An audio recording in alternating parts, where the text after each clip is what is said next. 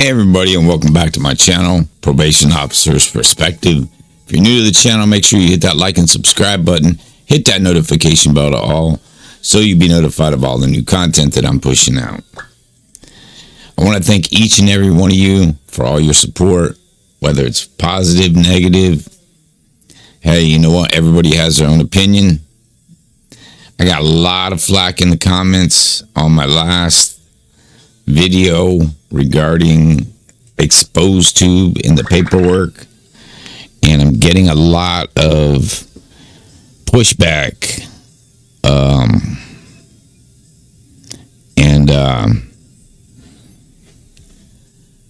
So I thought right now I'm just going to, there's more. Okay, so let me just break it down to you. Everybody's like, where's the paperwork? Where's the paperwork? Where's paperwork? Okay. So I'm going to drop the transcript, his parole transcript. And, this person is in the darkness. And they're evil. Go to his other channel. You can hear the voices, the things that are said.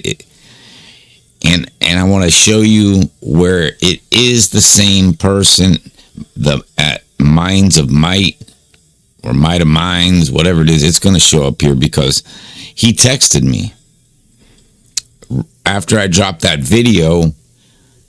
He texted me, and I have the text messages before I get into the trend. So put your seatbelts on, buckle up. This is going to be a long video to get through all this transcripts. Now I'm going to try to scroll through, pertinent information, and if it's not pertinent, I'm not going to go through with it, I'm not going to stop and go through it, or we'll be here for hours. Now, I have other paperwork. I have the 115s. Look, I was in law enforcement.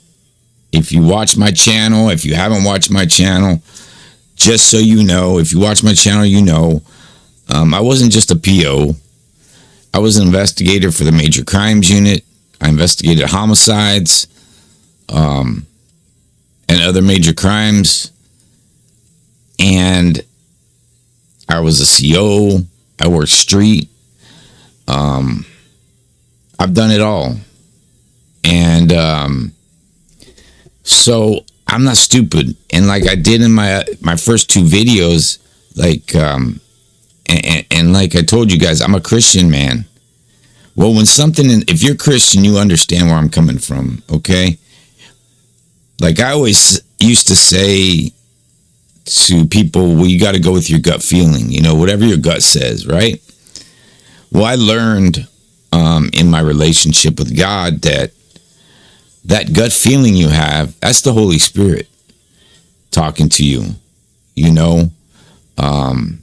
and telling you, hey, that's not right, or that's right, or whatever it is. When you get that gut feeling, those of you that read the Bible understand. So we're talking about Fernando Ray Gomez, okay? And I'm going to do his parole transcript, and then, there's so much paperwork to do. He has appeal processes, several appeals, and on top of that, his 115s, and some of that information, I have my resources from my job, from my career in law enforcement. So I reached out to some people and was able to, obtain a lot of information. It's too much to put in one video. Plus, I want to go through it, dissect it, and I'm going to post that on a later date. I'll put another video out with the 115s. A more breakdown. I mean, this transcript says something, talks about some of his 115s, but I'm going to break down all of them. I have access to all of them. I don't have them all yet, and I have most of his appeal paperwork.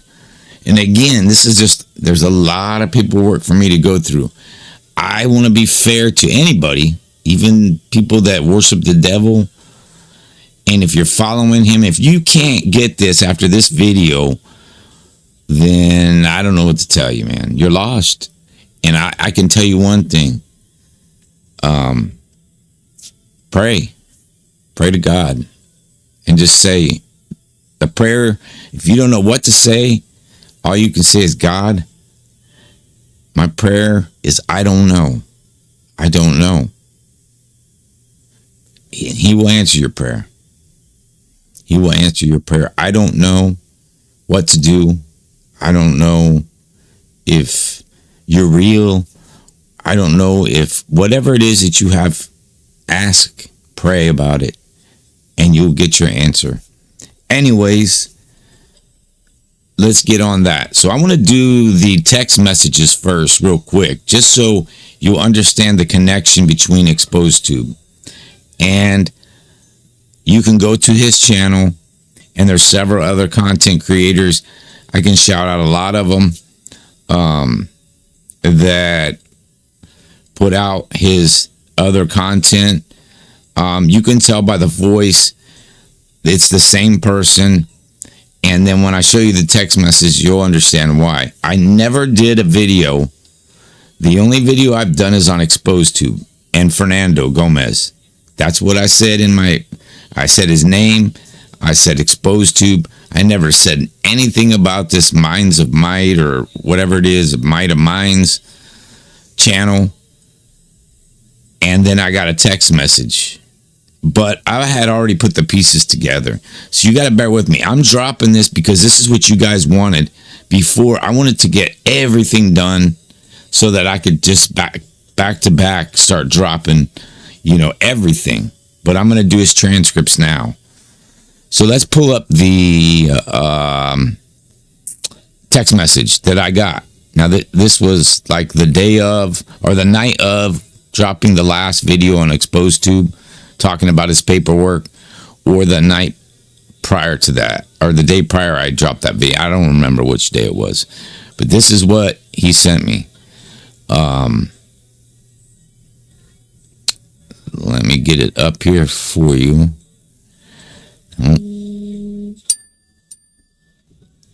Okay, there we go. Hopefully you can read that. And I'm going to read it on my phone because on my end, you can't read it. It's hard for me to read it because it's actually blurry on my end, but I know when I do videos on your end, I got to turn this down. I apologize for the phone going off like crazy. And listen, man, Jesus took up that cross for everyone. But you have to accept him into your heart. And if you believe in Jesus, that he went on that cross to sacrifice, and he defeated Satan. He defeated the devil. Okay? If you believe in that, or if you don't believe in that, or if you have any questions, man, leave a comment. Listen, I tell everybody, since the day one of my channel, my contact information is on my channel. Shoot me a text. You can call me. You can email me. Whatever it is you want to do. Since day one I started this channel, I have always said it. I'm not afraid to hide anything. If you have something, that you want to talk to me about, dude, it's confidential between you and I unless you say different. You know what I mean? So let me just go over this real quick. So this here says, I get this text message, right? He said, is this probation officer perspective? I'm in blue there on the right. I put yes. He put, you've been spreading lies about me. Do you do true research to know who the man you are talking about really was? Don't go based on the board transcripts, which I'm going to. We are, because it gives you a sense of where he was at, and he's still to this day, like, actually gotten worse. I only went to that hearing to see what board was like. I could never confess to what I was truly involved in, nor would I. If you'd like to talk, let me know.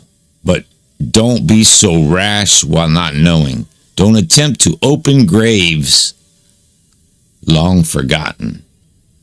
Is that crazy?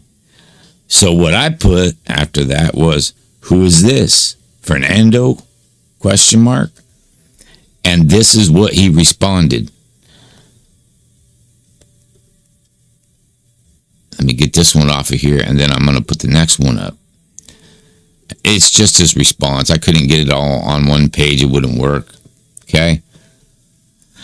But who is this? Fernando? Question mark. Because I didn't know about that Minds of Might, or I heard of it. I didn't know, I knew he was involved. That was his channel, but I never really got involved because my thing was exposed to, right? And him. He put Fernando at Minds of Might. Yeah, at Minds of Might. And I suggest if you're a Christian, stay away from that channel. It's pure evil. It's pure evil. It's about devil worshiping. But if you don't believe me, go to that channel at Minds of Might. And you'll listen to his rhetoric and his nonsense. And anybody that knows about the Lord knows, and the devil works in many ways. He can do anything he wants. You only have to give him he'll put stuff in your head. You only have to give him a little opening, man, and he'll shoot in there. Trust and believe. I battle with this all the time because I'm all for God. 100%. My relationship with God is very the strongest it's ever been in my life. Okay? And going through the health crisis I went through the last 10 months, 11 months, I stand firm in my faith in God and Jesus, the Lord, our Savior. Now, you got to understand that fighting darkness, the devil steals, kills. That's what he wants to do. And he wants to put stuff in your head. But my relationship, the closer you get to God, the more you're fighting the devil. Because the devil is a ruler of this world. God gave him that. But he only is a ruler of the world if you let him. If you believe in the Lord, Jesus Christ, and the blood that he shed on that cross, and he washed away our sins, everything you've done. And by his stripes you are healed. The stripes he took. Anyway, you have to fight it. You don't and this guy didn't have that knowledge. I'll pray for him. I pray for him now. So anyways, I wanted to show that text message just so you guys could get a little understanding of, again, where he's at in his life. And if you go to his channel, that channel, I actually got sent some videos. I watched them, and you can hear the voice without the voice changer. The deepening of the voice. It's the same voice, same person. He doesn't, like I said, he's not saying it's not him. And I just showed you the text messages. I never once mentioned that channel because I really didn't know anything about. I mean, I did, but didn't know about that channel because Exposed Tube has got so many people following him that you need to understand of what darkness you're going into. The darkness. If Jesus is the light, God is the light. The darkness is Satan and the devil, and stay away from it. And that does not need to be here on YouTube. It does not need to be here on the YouTube yard. Nothing. You know what I mean? We need to fight back against it. And that's what I'm trying to get at. Anyways, let's get on with it, with the paperwork. Now, You're not going to see me because I'm going to put the paperwork up so that you can read it nice and clear. I'll be here. I'll be talking about it. And, but for me to do it right, like I know a lot of people put paperwork and they scroll it real fast and you got to like try to stop it, zoom in so you can read it. You'll be able to read this nice and clear and we'll go over it. All right. But I'm still going to be here. Even though I'm, I got to open it up here first. Okay, there we go. So we're going to go over this, okay? We don't need to get into all the mumbo jumbo, but basically this is for, there's his CDC number, P18878, Fernando Gomez, in the matter of life term parole consideration. Because it's regarding the SB2, I think it's the SB 260 law that went into effect for people that were convicted of murder and different offenses like that, could get out if they were under 25 years or younger, or under 25 when they committed the crime, because their brain had not fully developed yet, is why they did that. So we can go back up here real quick, sorry, just so you know who's talking and who's there.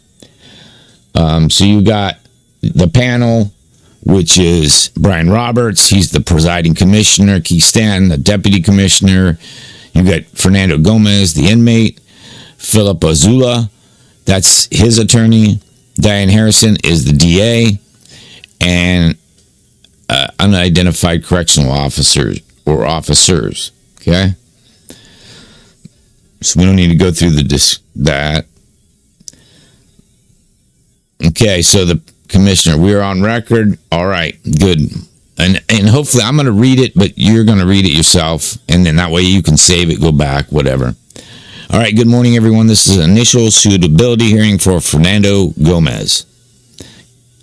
California Department of Corrections Rehabilitation number P18878.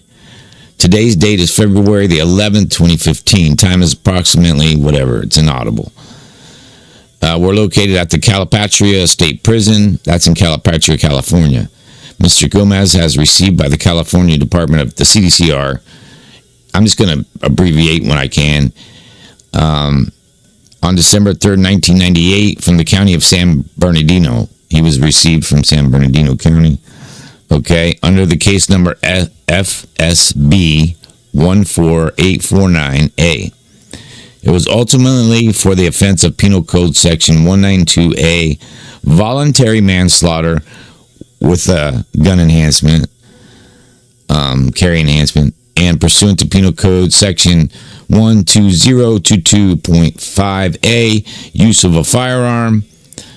Additionally, there was Section Penal Code 664-192A, which is attempted manslaughter, and it had an enhancement pursuant to Penal Code Section 12022A, use of a firearm.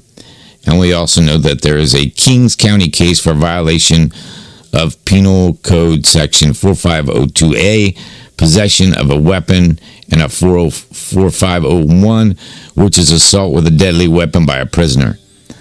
So that was another charge he caught while he was locked up.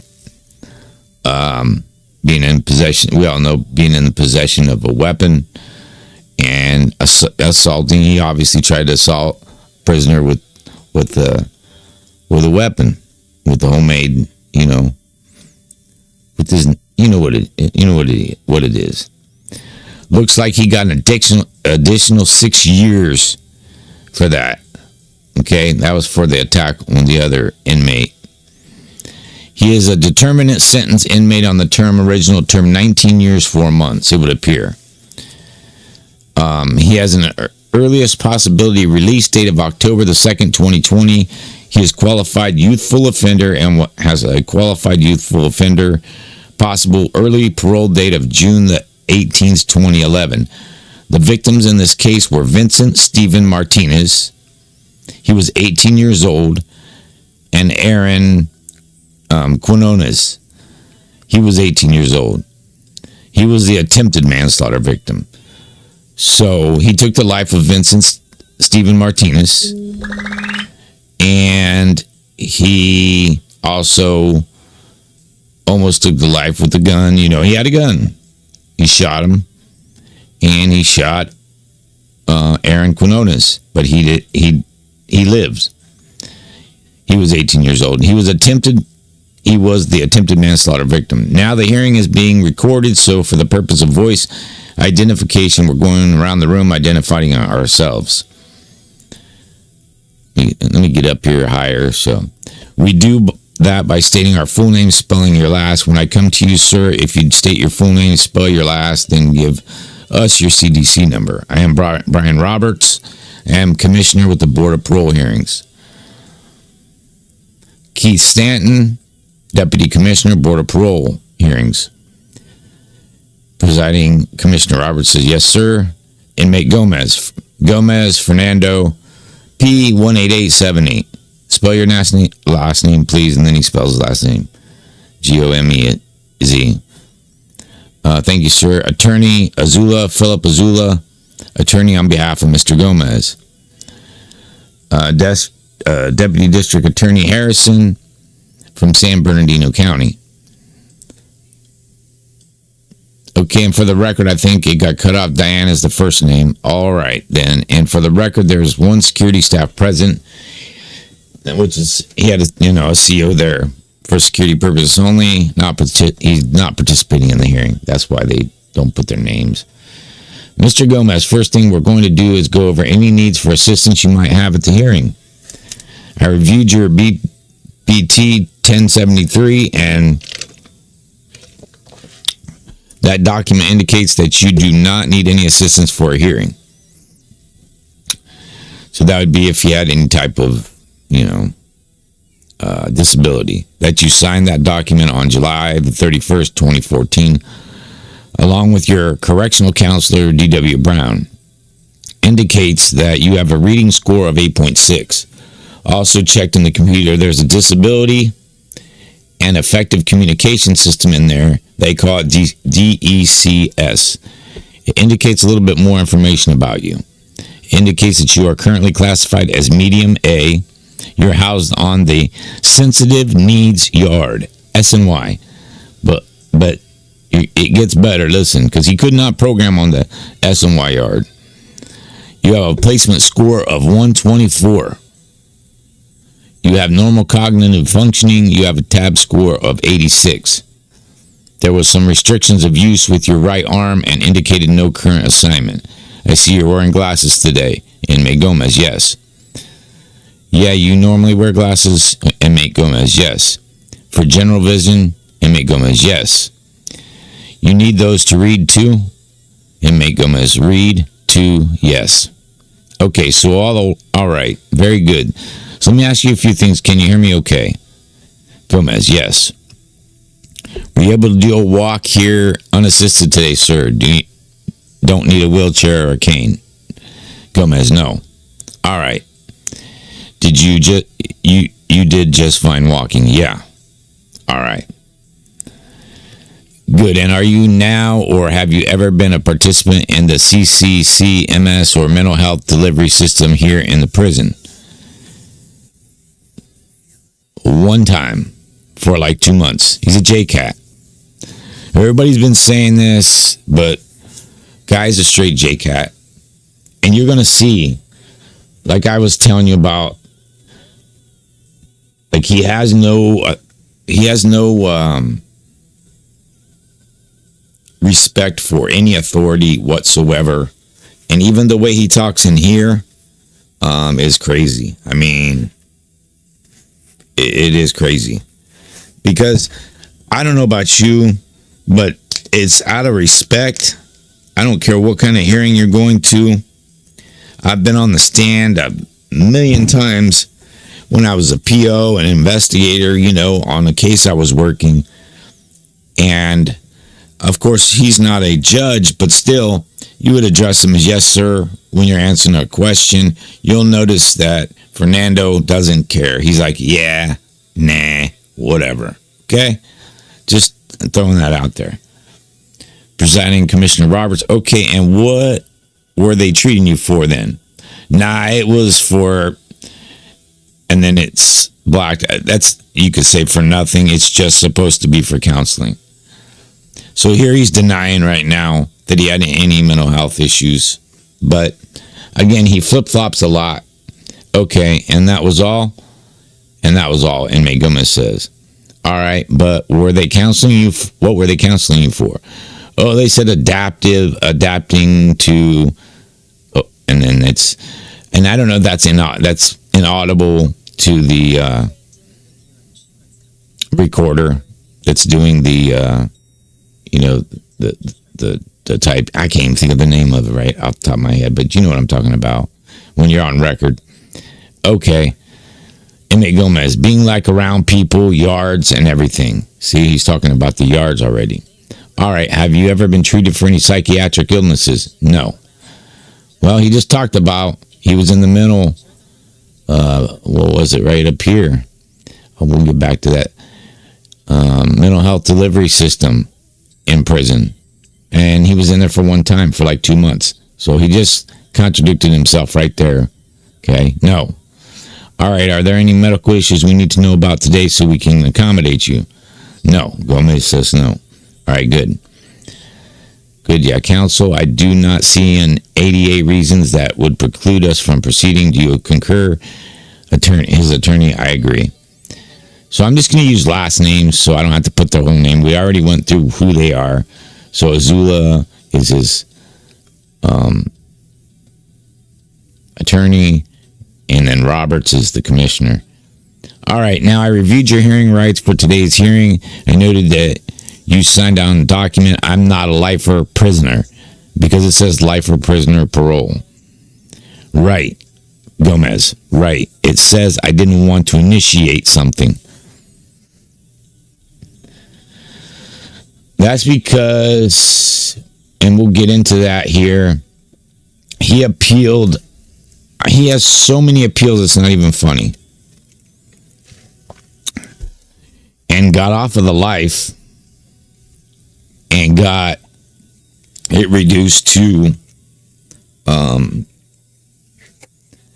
voluntary manslaughter and attempted manslaughter, or voluntary manslaughter attempted, because one he took it to life, the other one lived. Just to let you know what's about the rights for hearings that we conduct. Yeah. See how Gomez says, yeah. You see what I'm saying? Yeah. Roberts, so we acknowledge that you are not a lifer inmate. You are before us because you're a qualified youthful offender. You have a release date set. Gomez, yeah. Roberts, so we acknowledge that you are not a lifer inmate. You are before us because you are a qualified youthful offender. You have a release date set. Yeah. Gomez says, yeah. Roberts, and you are being viewed today to determine whether or not it'll be safe to release you earlier than that. Gomez, right. Roberts, so pursuant to SB 260, which I'll be talking about more in a minute, but I do note that that was presented to you. You wrote on there, I am not a life prisoner inmate. And Correctional Counselor Brown signed it back on July 1st, 2014. Any issue with your rights today, sir? Gomez, no, my rights, ? Your rights for the hearing. Gomez, oh, I just there was a question I wanted to ask beforehand. From my understanding, this whole procedure is copyrighted by the BPH. Okay, I don't understand. Like, he's already making confrontation with the parole board hearing. Whether he wants to be paroled out or not, and you can ask whatever you want to ask, but he's worried about it being copyrighted. It's public information, number one. So whether it's copyrighted, and he explains why. Roberts says, what do you mean copyrighted? Gomez, on the back of the BPH's transcripts, it says copyrighted by BPH 2015. Is that, I just want to know if that was true. Roberts, I have no idea what you're talking about. So, Gomez. All right, so when I get the transcripts of all this at the end, right? Roberts, you'll get a copy of the transcripts. Gomez, all right, because I seen people share theirs with me to see how these procedures went, and I just seen on the back of it. So you're not familiar with it then? Like, see, I mean, why would you be worried about copyright? You know what I mean? You know it's public information. I don't know why you would be worried about copyrighted. I don't understand that, but okay. Roberts, well, I'm familiar with the transcripts. Gomez, all right. Roberts, but I haven't seen that it's copyrighted. And then Asula, I don't. Roberts, and whether that's the transcriptionist company doing that, I don't know. Gomez, because it's said by BPH. He's still arguing already about this. That's all I want to know as far as that. I'm ready to proceed. So now he's finally ready. He got that off his chest. I mean, you can ask any questions you want. That just was a little odd question there to worry about that. But to each their own, you know. Roberts, no, you're going to get a copy of this. Gomez, all right. Roberts, and it will be your copy. Gomez, all right. Roberts, all right. Gomez, thank you. Roberts, all right. Counsel, has your client's rights been met this far? Azula, yes. Roberts, all right. Very good. Now, the hearing today is going to be conducted pursuant to the Penal Code in Title 15 in those sections and govern parole suitability hearings for lifer inmates. We'll also be considering those things as listed in Penal Code Section 3051. As you are a qualified youthful offender, we'll be considering those things also. The purpose of today's hearing is to determine your suitability for parole. Nothing that happens here today is going to change the findings of the court. We hold the findings of the court to be true. We're not here to retry the case. We'd like to understand I see you haven't talked with others in the past about it because, well, more recently, because I think you had you haven't indicated that you have some kind of appeal going. Gomez, right. Roberts, so we would like to talk about the life crime. If you want to talk about the life crime, you can do that. You don't have to, and your right to choose not to talk about the life crime. Admit the life crime won't be used against you, but we'll have to use then the written record before us and Gomez. All right. Other things, when you said that, what you said and when you said things about the life crime, we'll be considering your past criminal social history. We'll be considering I say life crime, but it's not. It's a commitment offense. And it's, Gomez says, right. Roberts, but I think originally it was a life crime, but you did some work in the federal court and got it changed too. Inmate Gomez, right. So his appeals and whatever he did in the Fed court, like I said, I've got most of the appeals records. I don't have them all yet. I have most of them. But it's a matter of going through everything, the disposition, everything. It's a lot of work. I like doing this. This is what I used to do. But I like to be precise because I don't want to I would never put a jacket on somebody or lie or do any of that stuff without, knowing. You know what I mean? Exactly what is stated, what is said, what is conviction of somebody is. I would never change that or try to lie or, flip it around. So I want to be transparent about that.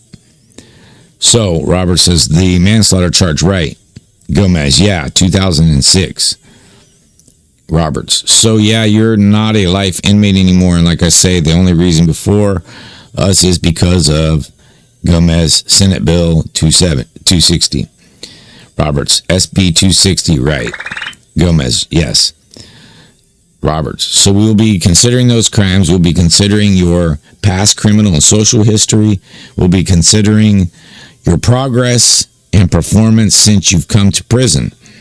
As we go through the record today, you'll be encouraged to correct for the record anything you think needs to be corrected. It might be old reports. It might be old information that you want to get on the record as correct to the degree that you wish to do that. And you would be encouraged to do that. Gomez, all right. So we've got to develop a good record, okay? We will reach a decision today and inform you of whether or not we find you suitable for parole and the reasons for our determination. You will leave here today with a short written proposed decision. I say proposed because all decisions out here in the field, they're proposed. They've got 120 days by statute that the board has to review the hearing and review the findings and so forth. And if they find any errors, they can make recommendations with regard to addressing those errors. If you're found suitable today, your case will be forwarded to the governor, and he'll have an additional 30 days after that to make his determination and concerns made known back to the board. So he, under the current sentencing, he can just, decide on his own. He has to make some representations and send it back to the board to see if we missed anything. Gomez, all right. Roberts, but he does get to review it. Gomez, all right. Roberts, and he gets 30 days to do that, okay? Gomez, all right. Roberts, today we'll be swearing you in, and we'll expect that everything you tell us is honest, truthful, and forthright. If it's not, probably going to be a problem. As we ask questions today, if you don't understand the question, I'd encourage you to tell us you don't understand the question. Don't be bashful. Gomez, all right. He says all right to everything. All right. Yeah, okay. Whatever. Basically. Roberts, we're going to pose a question today. We're not here to try to trip you up or anything. We're here just to get a certain amount of information that we need, and sometimes those questions get complicated, and then if you don't understand them, please let us know. Gomez, all right. Roberts, it's not a problem, okay? We'll restate it. Whether I ask it, my partner asks it, whether even your own attorney asks it, at some point the district attorney will be allowed to ask clarifying questions. They're going to ask them of the panel, so what you'll hear is them actually ask us to clarify something with you. And to that degree, usually either I say, do you understand the question, or I might restate the question, okay? Gomez, all right. But again, the point is you don't understand anything, let us know. All right? You seem to be a pretty bright guy from what I'm reading of you, and so I think you should get about everything, but if you don't be bashful. All right, Gomez says. Roberts, it's not a problem. Okay, then. You had your own question. Do you have any other questions as we start off here? Gomez, no. Roberts, okay, very good.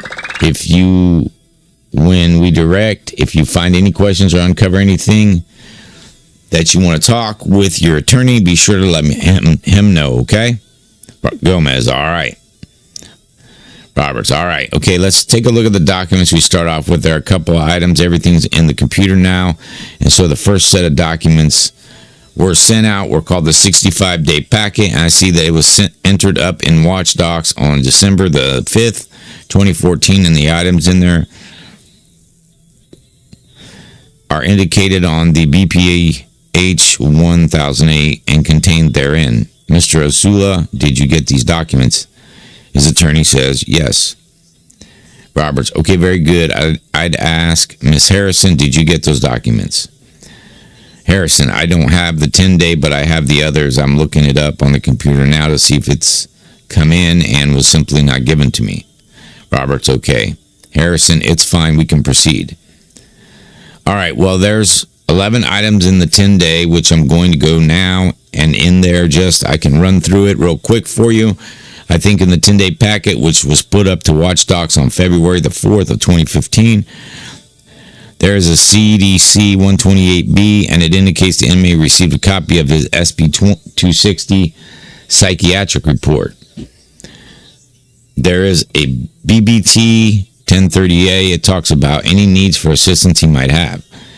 There's a letter from the Sheriff's Department there in San Bernardino from Sergeant John, looks like Gaffney, and they oppose parole. Then there are 3042 notices that went out. There is a copy of a CDC 602 appeal that looks to be dated. Can't find a date on this. Well, it looks like it was dated November 10th, 2014. That's some kind of appeal. That's it. So those are the only things in the 10-day. So, Mr. Azula, did you get these items? His attorney says yes. Okay. And I'll ask counsel, did you get those items? What do you want to see? Gomez, on that thing from the Sheriff's Department, never had a copy of that. Of course not. Okay. Robert says, oh, you didn't see that in there? Okay. Gomez, not in there. Never got one of those. Robert's, okay, I'll burn you a copy of that here, okay? Gomez, right, thank you. Robert, so all right, counsel coming out of the printer, it's his copy of that letter from the sheriff. Okay, all right. Robert's, all right then, okay, any other documents you wish to submit today to counsel? No, he has nothing to submit. No new documents, sir? Gomez, no, sir. Right there is the only time I think he ever says no, sir. Be honest with you. Roberts, okay, very good. All right then. Any initial motions, counsel? Attorney, no, none. Roberts, okay, any initial objections, counsel? None. Will your client be speaking to the panel today? Attorney, yes. Roberts, on all matters. Attorney, yes, all matters. His attorney said yes, that he's going to be speaking. Fernando will be speaking on all. Okay, very good. Gomez, what? Question mark? Will you not be speaking, attorney? Will you not be speaking to the yes, yeah? Gomez says yes, yeah. Okay, all right. About the life crime also. Well, whatever I could speak about. Roberts, okay, all that, right. Because I thought the reason I said that is because I noticed when you talked to the clinicians a month ago, you didn't want to talk about the life crime or the facts of the life crime. Gomez, right. Because the reason why this case is on appeal again, because of court. Like I said, there's a ton of appeals. I mean, a ton. And I'm not joking. Roberts, okay, I'll tell you what. We'll ask some questions. Gomez, okay. If you get to where you don't want to answer them, that's fine, okay? Gomez, all right. I'm going to keep the names out. You'll see it there. You just let us know. I'm going to say Gomez. That's it. Okay? When it comes to him answering. All right. All right. Well, I do need to swear you in, sir. Gomez, all right. Can you raise your right hand? And then inmate Gomez says, right hand, question mark? Right hand. There we go. So like he wasn't one that put his right hand up. And then here's Gomez. Why? Dash. So I don't know why. I don't know what, it was obviously not heard or whatever. Do you solemnly swear or affirm? I affirm. So anyone that knows, I don't care what you've done, jury duty, traffic, like any kind of court. If you've been to court, I don't care what it is. You've been to court. Sorry, guys, I got to take this hoodie off.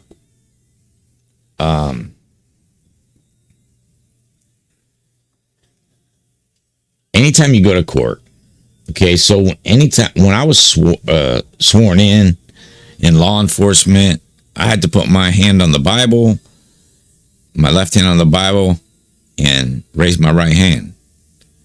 Anytime I was in court and I had to take the stand on one of my cases or my somebody I had on paper, it was a revocation hearing, whatever it may be, if it was a case that I was working on or that, you know what I mean, then I would always have to, everybody has to, okay?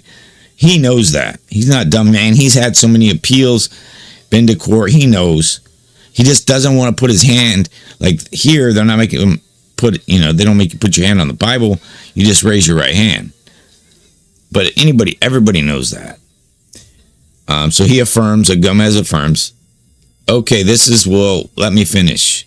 Do you solemnly swear or affirm that the testimony in this hearing will be the truth, the whole truth, and nothing but the truth? M.A. Gomez, yes.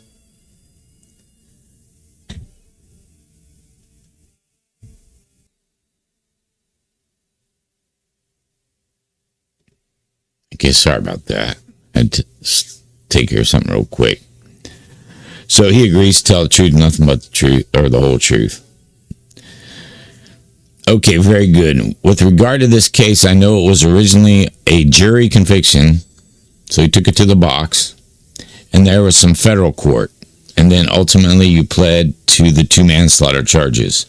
The facts of the case are opened by the appellate court, and let's take a quick look at those. It comes from the Court of Appeal, 4th Appellate District Division 2. It was filed under their case number E023877. It was filed on March the 13th of 2000. This is what I'm saying. At this time that he's at his hearing, he has another appeal case. Like this guy he's appealing to everything. He doesn't agree with nothing, but we'll get into more of that. The justices appended the facts of the case in a section called Introduction, and it's on page 2 of their opinion. And it reads as follows. On a Sunday afternoon, Father's Day, in June 1997, Aaron Quinones and his girlfriend, and his friend Vincent Steve Martinez were attending a barbecue at the Case Bolt residence on Pacific Street in San Bernardino. Defendant Richard Aragon Rojas lived across the street.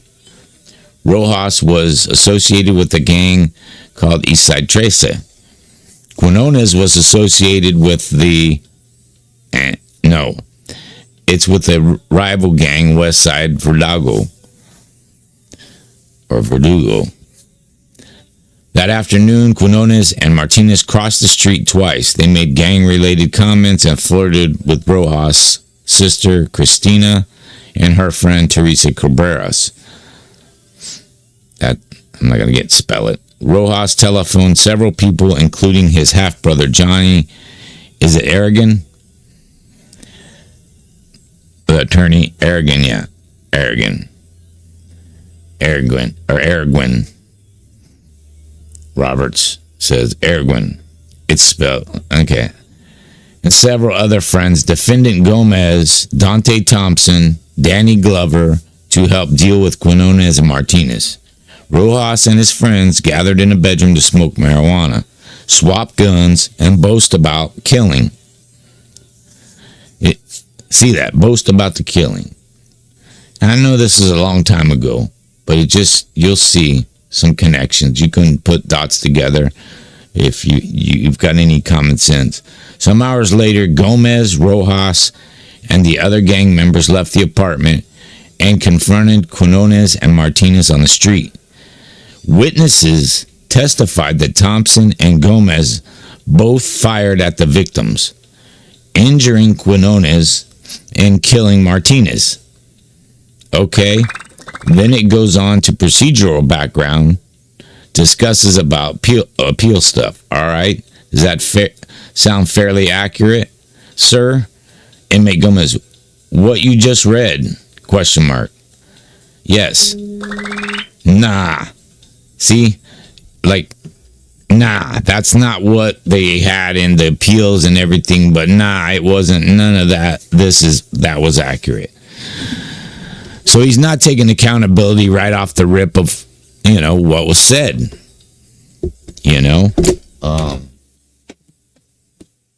And again, people change. People can change their life. But we're talking years later. What was it? 15 years later. And this is the way he's talking. 15 years of being locked up behind the walls. Okay? He's saying, nah, it wasn't, none of that was accurate. But there's witnesses, and he took it to the box. So, Robert says, none of that's accurate? Gomez, nah, none of that's accurate. Okay. So he's not taking any accountability for what he did. Even though people saw him shoot the gun, witnesses seen him shoot the gun, none of it's accurate. So, according to him. And Robert said, okay. Gomez, I want to state, because I understand that those were the facts they did on that was the original appeal when I was first convicted. So, as an investigator, this is me, as an investigator, and having worked homicide cases,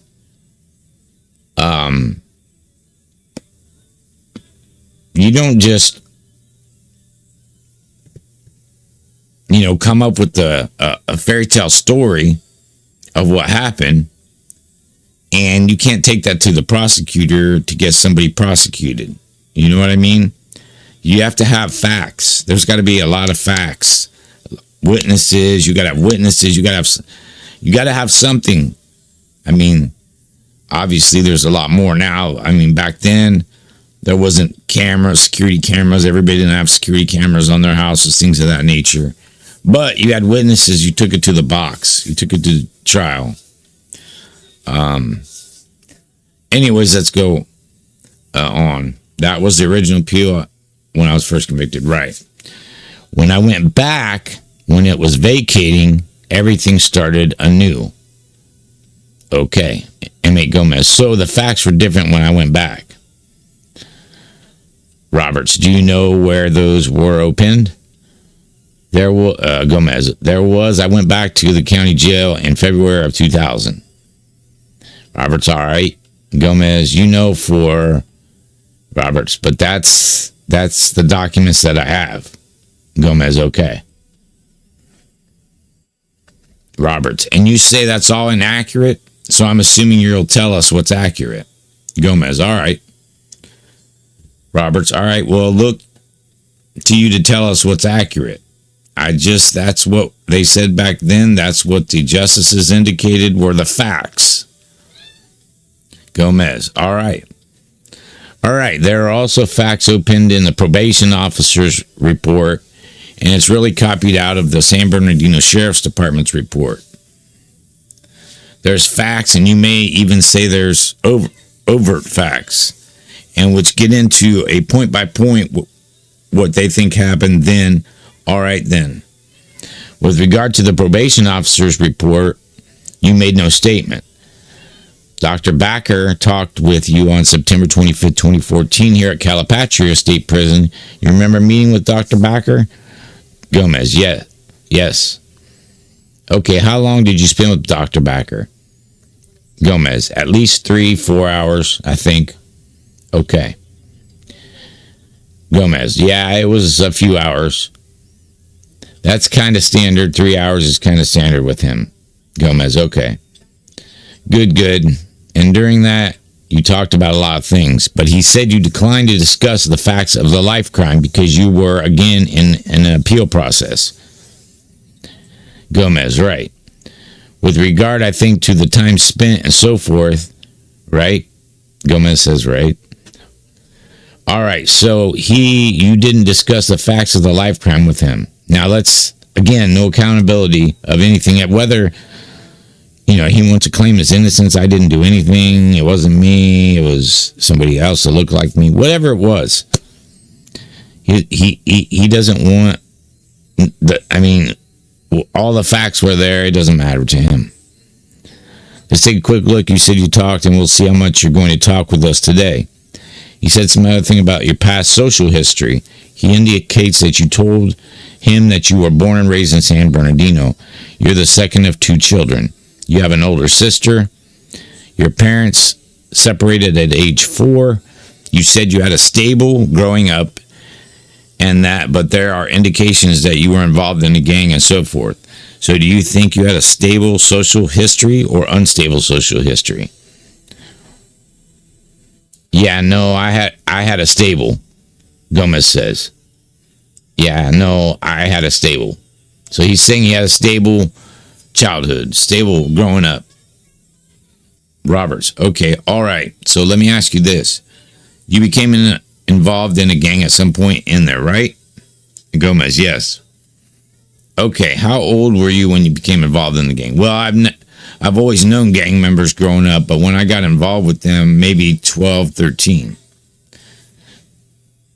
Okay, now I think that they indicated you weren't jumped in. Is that correct? Inmate Gomez, no. Roberts, normally were guys jumped into that gang? Gomez, I believe they were. Roberts, okay. Everybody Gomez, this is Emmy Gomez, it's Fernando. Everybody who I knew at the time, they were all older than me. Okay. Gomez, I'm at 13, 12. They were like 16, 17, 18.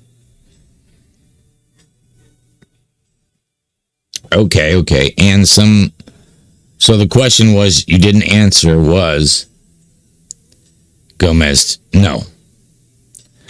Did other guys get jumped in? Gomez, I don't know. You don't know? Gomez, I didn't see no one get jumped in.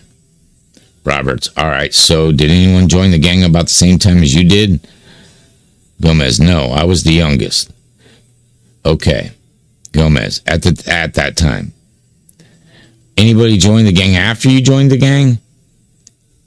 Gomez, people hang around. They hung around in there like friends, little brothers, but as far as them, they didn't get jumped in. So you never saw anybody get jumped in? Gomez, nah. They're like little wannabes. So here's his, where if you notice, he flips back and forth a lot in his speaking and the way he talks about things, and whether someone got jumped in or didn't get jumped in doesn't make a difference. You know what I mean? Okay, so you do think, well, what's your understanding of how people became gang members with this gang? Official gang members. Inmate Gomez. Just any gang in general, or no, your gang? Gomez. Oh, yeah, people just hang around, So this is just Gomez. Like a high school football team, people get together, they start claiming their school, but start claiming a certain area. Okay? Gomez. Like you can hang out on your block, people can mess up your block, and little kids get together, Something you kind of grew, I think he meant to say grow into it. You're just accepted into the gang. Inmate Gomez, no, not that. Just accepted into the gang? Oh, yeah, basically. Dude, he's just he's going from all around. Like, it's not a big deal, dude. You've been doing time at this point for over a decade. Almost 2 decades. Oh, yeah, over a decade. And they're trying to help you out with this SB 260 to get you out early. And he's just not trying to help himself at all. And he keeps beating around the bush about when he's asked something. Anyways, okay, right. Gomez, everyone just hung out. We had an inaudible, apparently. because I understand different gangs have different ways. Gomez, right. Some traditional Hispanic gangs, you got to get jumped in. Some, Gomez, yeah. Robert, some not. Some black gangs, you get jumped in, some you don't, some, so all kinds of different things. Gomez, yeah. I'll try to get a sense of how you got into your gang, and you said you were 13 or 14 when you became a gang member? Gomez, right. We just hung around. I don't know why he's being so standoffish about how, for one, he just said 13 or 14, and he agreed with him when he just said 12 or 13, but whatever. I mean, that's just a minor little thing, but you can see where, I don't understand why he's just hung around. We just hung around. Well, if you're affiliated with the gang, and you're not talking on the gang, you're just saying what you're kind of just explaining how the gang is. This makes him look like, yeah, he just was able to just walk up and be in a gang, and he didn't have to do anything. He just, Anyways, let's get back to it. Roberts. Okay, and what kind of things did you do with the gang? Gomez. Nothing, just hung out. Well, that's not a gang. Come on, man. They're smarter than that. They do this every day, however many times a day. And Gomez just says nothing, just hung out. Well, if you're a gang, you don't just hang out. That's not what it is. It's not just hung out, it did absolutely nothing. Roberts. Okay. Gomez. Hung out, went places, concerts, all kinds of stuff. Okay, well, often gangs get in fights. Did you get in fights with other gang members? Gomez. A couple times. Okay. Gomez.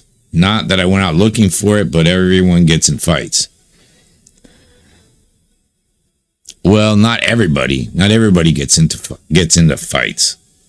Gomez. Every time I got in a fight, it wasn't just because I was supposedly associated with the street gang, and they wanted to try and make it like it was a gang fight when it really wasn't. Well, what was it? Gomez. Just a regular fight. Oh.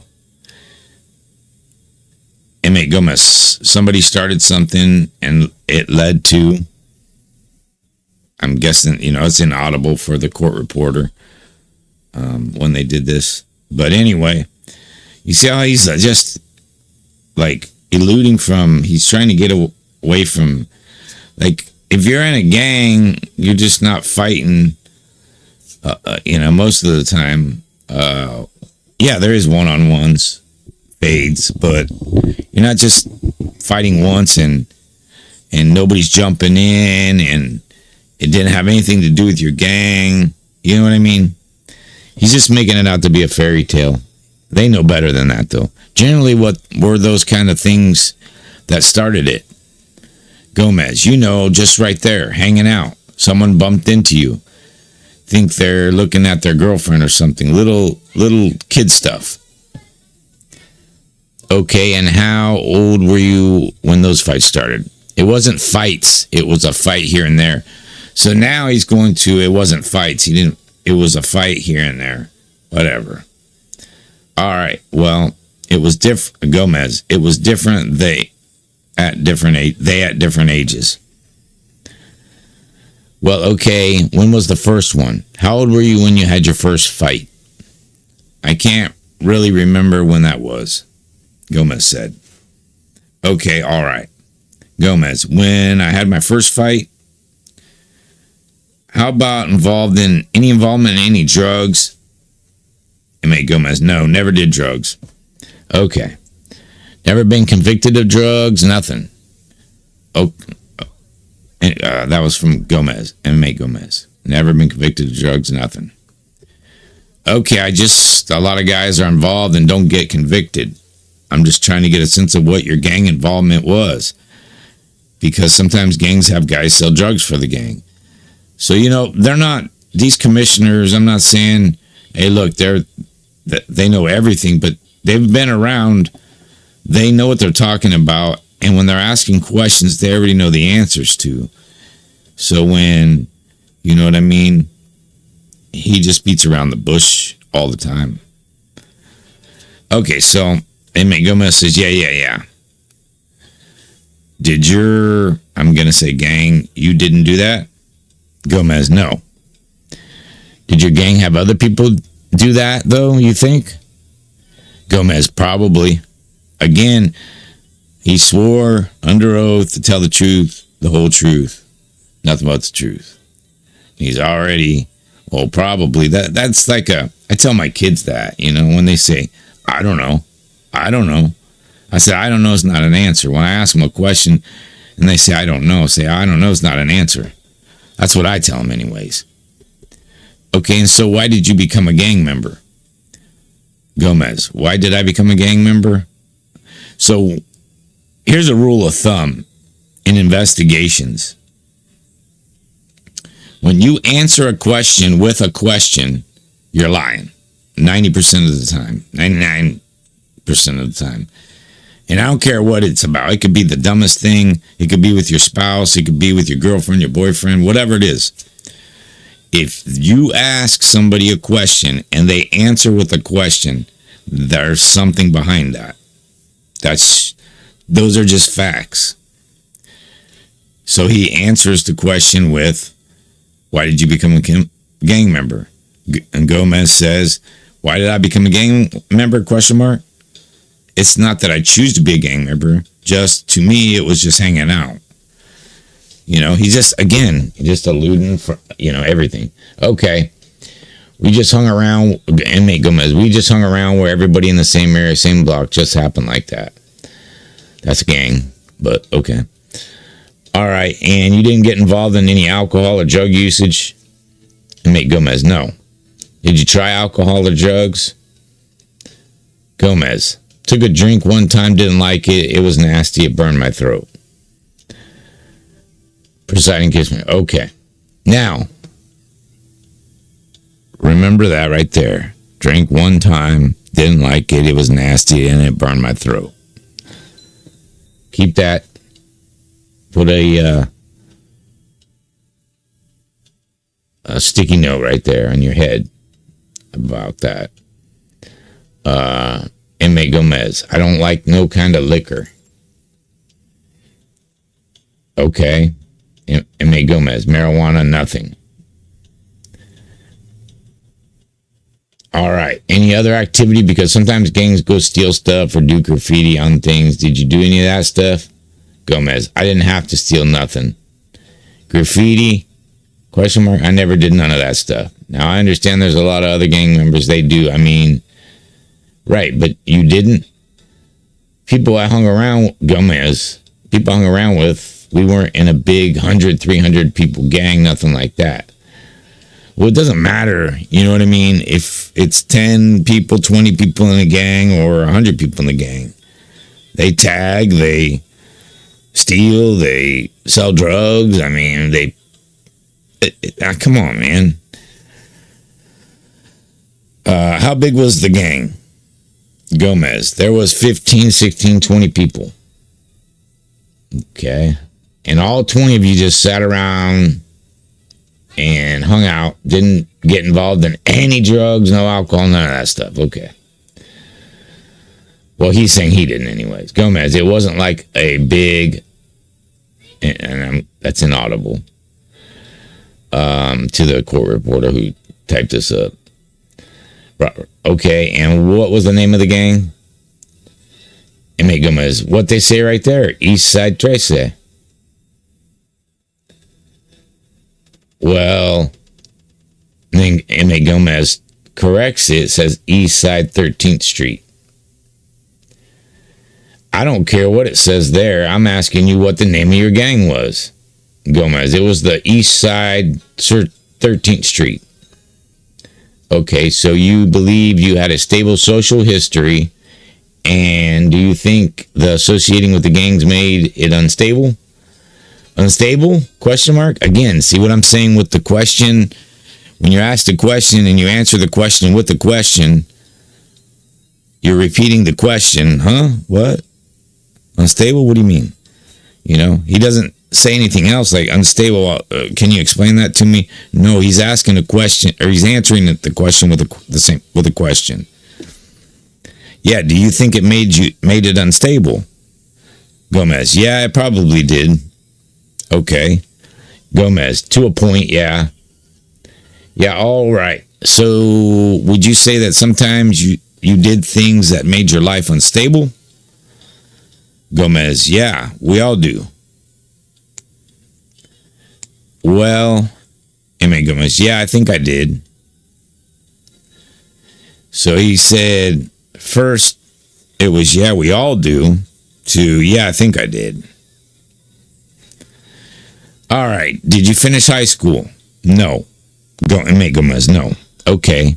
When did you drop out? I was kicked out in the 8th grade. What did you get kicked out for? Gomez, they couldn't teach me nothing. I didn't want to, it was boring. I'm guessing he said I didn't want to go to school anymore, whatever. It was boring. It was boring. Oh, it was boring to you, huh? Yeah, it wasn't doing nothing for me. Gomez, yeah, it wasn't doing nothing for me. So I just said, I'm good. I'll just do my own studies on my own. Okay, and so did you? I think I saw you had been involved like adult basic education. So did you get your GED? M.A. Gomez, yeah, I got it when I was in here. Okay, when did you get your GED? Oh, I just got it last year. So all that time he was locked up, over a decade at this point, he just got his GED right before the year before the hearing, in the last year. Oh, last year. Gomez, yeah, last year.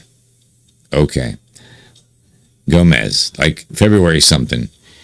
Here at the prison. Yeah, this prison, Gomez says. Okay, good. Very good. So since you think about going to college, work, or anything, Gomez, oh yeah, eventually I'm going to do that when I get out of here. Okay. Gomez, as soon as I leave from there, I'm going to study different things that I've been studying, but I ain't got no little token title to show, my credibility. Well, and then M.A. Gomez, that's how I look at it. Well, it's not a token title we look for, genuine effort by you. Gomez, right. And what do you want to do, and what are you planning on doing with your life? That's a part of what we consider, right? Okay, all right then. With regard to your prior criminal history, it's really all over the place. So let's talk about it. You had a discussion with the doctor on page 9, so take a look at that, or look at what the doctor and you said about your criminal history, because we counted a lot with what you had to tell us, because you were there. And so let's go to that risk assessment. What page, Commissioner? It's on page 9, I believe. Page 9, okay. See what you had to say about your criminal history. Just a quick question. Did you get Dr. Backer's report? Did you get a copy of Dr. Backer's report? Gomez, yes. Because it says you signed for it. Yeah, I got it. Gomez, did you read it? Gomez, yeah, I read it. Okay, good. So let's take a look here at what it says about your juvenile criminal history. He says you reported being stopped by the police at age 16 for driving a car without the owner's permission. You denied having had taken the car. You denied being charged with this crime. You denied any other arrests in the index offense. So tell me about what happened with this car you were in, either a stolen or a car that was joyriding or something. What was all that? You notice how he won't take accountability for anything that's happened in his life. Nothing. He will not take accountability for nothing. It's, you know what I mean? He has to come up with a story, whatever. Okay, so inmate Gomez says, borrowed a car. What was that? Borrowed. How did you get in that car? friend came, picked me up, drove around, told me to drive, dropped him off.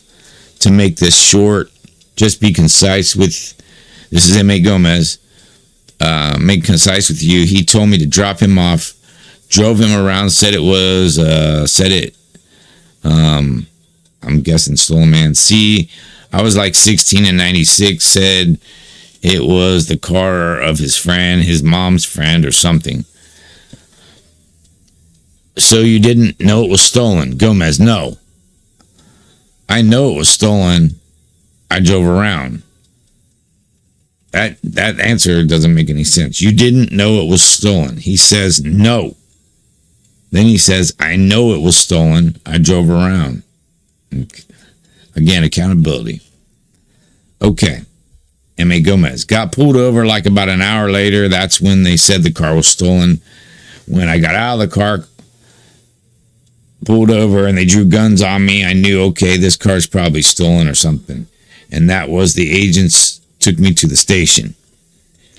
Maybe he's talking about that. Maybe he's going back to, that's how he found out it was stolen, which, I mean, come on. Okay. Gomez, they just took me home. So at 16, you were you still a gang member? Gomez, I was associated with certain gangs.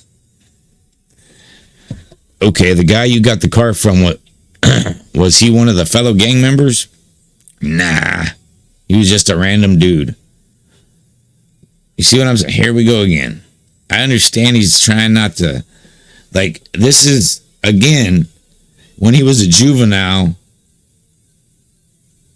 when he was 16 years old, and, you know, he went to prison. Like I said, so we're talking 20 years later, 15 years, 20 years later. At this point, 15, probably 20 years later. What do you say, 96? Let's go back. 1996. So this was 19 years later after that crime, or after he got caught in the car. Nah, he just was a random dude. He said it was his friend. Now it was just some random dude. Some random dude, he got in the car with a random dude. And then the random dude said, hey, drop me off at my house and you can just use the car. Well, he says that I knew from around the little area. A random dude that I knew from around the little area. Okay. Gomez, he lived by me and everything. So he's not a random dude.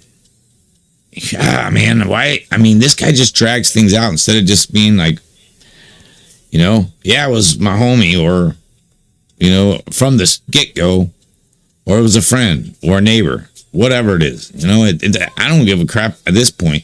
He just drags this on all night. Okay. Other than that, I didn't see anything that total sum of your official involvement with the police. Gomez, yeah. Okay, all right. Then I'm ready to talk about the life crime. What do you want to tell us about the life crime? What are you willing to tell us about the life crime? Gomez, as far as the circumstances behind it, whatever you want to tell us, what do you think is important for us to know? Because you said that the facts of the appellate court opinion were all off. Gomez, yeah. So I'd be interested in what you think. What you want to tell us are the facts of the life crime. Well, first, this is inmate Gomez. First, it must be stated, I understand there's a lot of all the family there. Their family together, everyone at the house together, supposedly on my side. They are all family.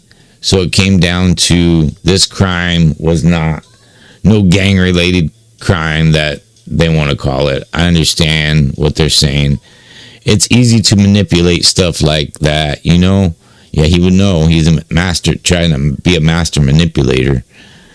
You know? Come on. And like I said, right now, you know, they make me look like I'm one of those ones who shot. I've always maintained my innocence in this case. Now the facts they said are the facts that they presented at the trial. Okay, well, if they presented the facts at the trial, there were witnesses at the trial, and then the trial or the jury found you guilty. Those are pretty hard facts. But he doesn't agree with those facts. So, I mean, you ask questions what you want. If I feel, I can't answer. Were you present when this went down, the shooting went down? M.A. Gomez, yes, I was present when this so-called shooting occurred. He just said, were you present when this went down? The shooting went down. And M.A. Gomez says, yeah, I was present when this so-called shooting occurred. Again, evading the questions. Dude, it's not like he's in prison. He's got a determinate sentence. I mean, he's got a sentence. It's not like, and he has a chance to get out early, but he's acting like this is the first time he just got picked up and he's being interrogated.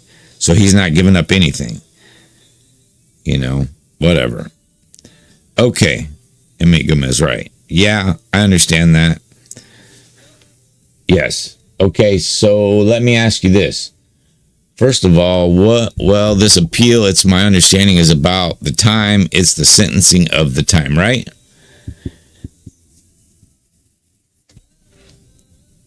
M.A. Gomez, right. But you say they violated the sentencing. Gomez, right. Now, so in terms of the facts of the case, that wouldn't be jeopardizing that. His attorney said no. Because he's here from voluntary manslaughter. Originally, it was something else, court of intervention, that work you did actually, M.A. Gomez, right. And so he understands clearly that the facts of the scenario are, and would really like to get them from him, because he said the appellate court was not the case. So, and I don't see how they jeopardize his appeal he agreed to a certain amount of time in the CDCR, because his attorney, yes. If I got your appeal, current status of your appeal is all about you think they recalculated time inappropriately and added stuff, and right? M.A. Gomez, oh no, a judge via breached a contract and took away all my credit and maxed me out. But the Attorney General recently got back and they told my appellant attorney that I will have the right to withdraw the plea bargain if I do, and if the plea bargain is withdrawn. Okay, I'm confused. That's why I said I wanted to go through the appeal, because Fernando's saying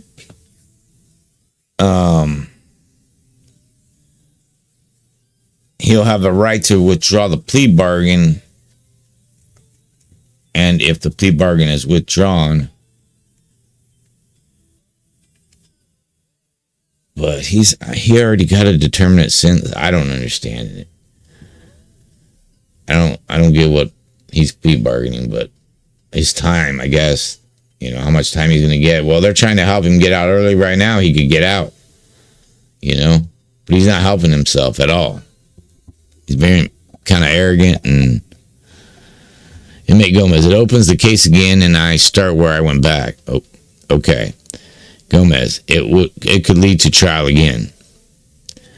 Roberts, so you've already been in prison since, what year was it, 2000 or whatever. So we're talking, he's already done 15 years of a 19-year sentence. And he keeps appealing, like 2000, starting in 2000, he started appealing, all right. Okay, right. So, all right. So given that, do you want to talk about the facts of the life crime? Did you want to tell us what happened? M.A. Gomez, well, no, I don't. Okay. M.A. Gomez, because if it goes back, his attorney says, he said, Roberts, okay, that's totally your option. And M.A. Gomez, all right. Roberts, I told you I would ask you questions. I'd give you the option of saying I don't want to answer that. M.A. Gomez, all right.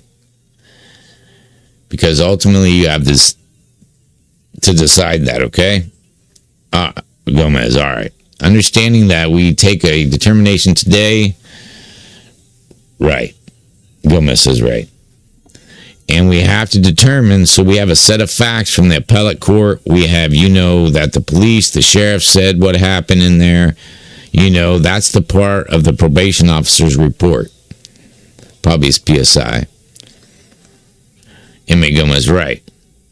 And those statements made by people, so we have to consider all that. You got statements against you. You got, from the police, the sheriff, I don't know if the probation officer's report. I'm sure he just did the PSI, but, I don't know.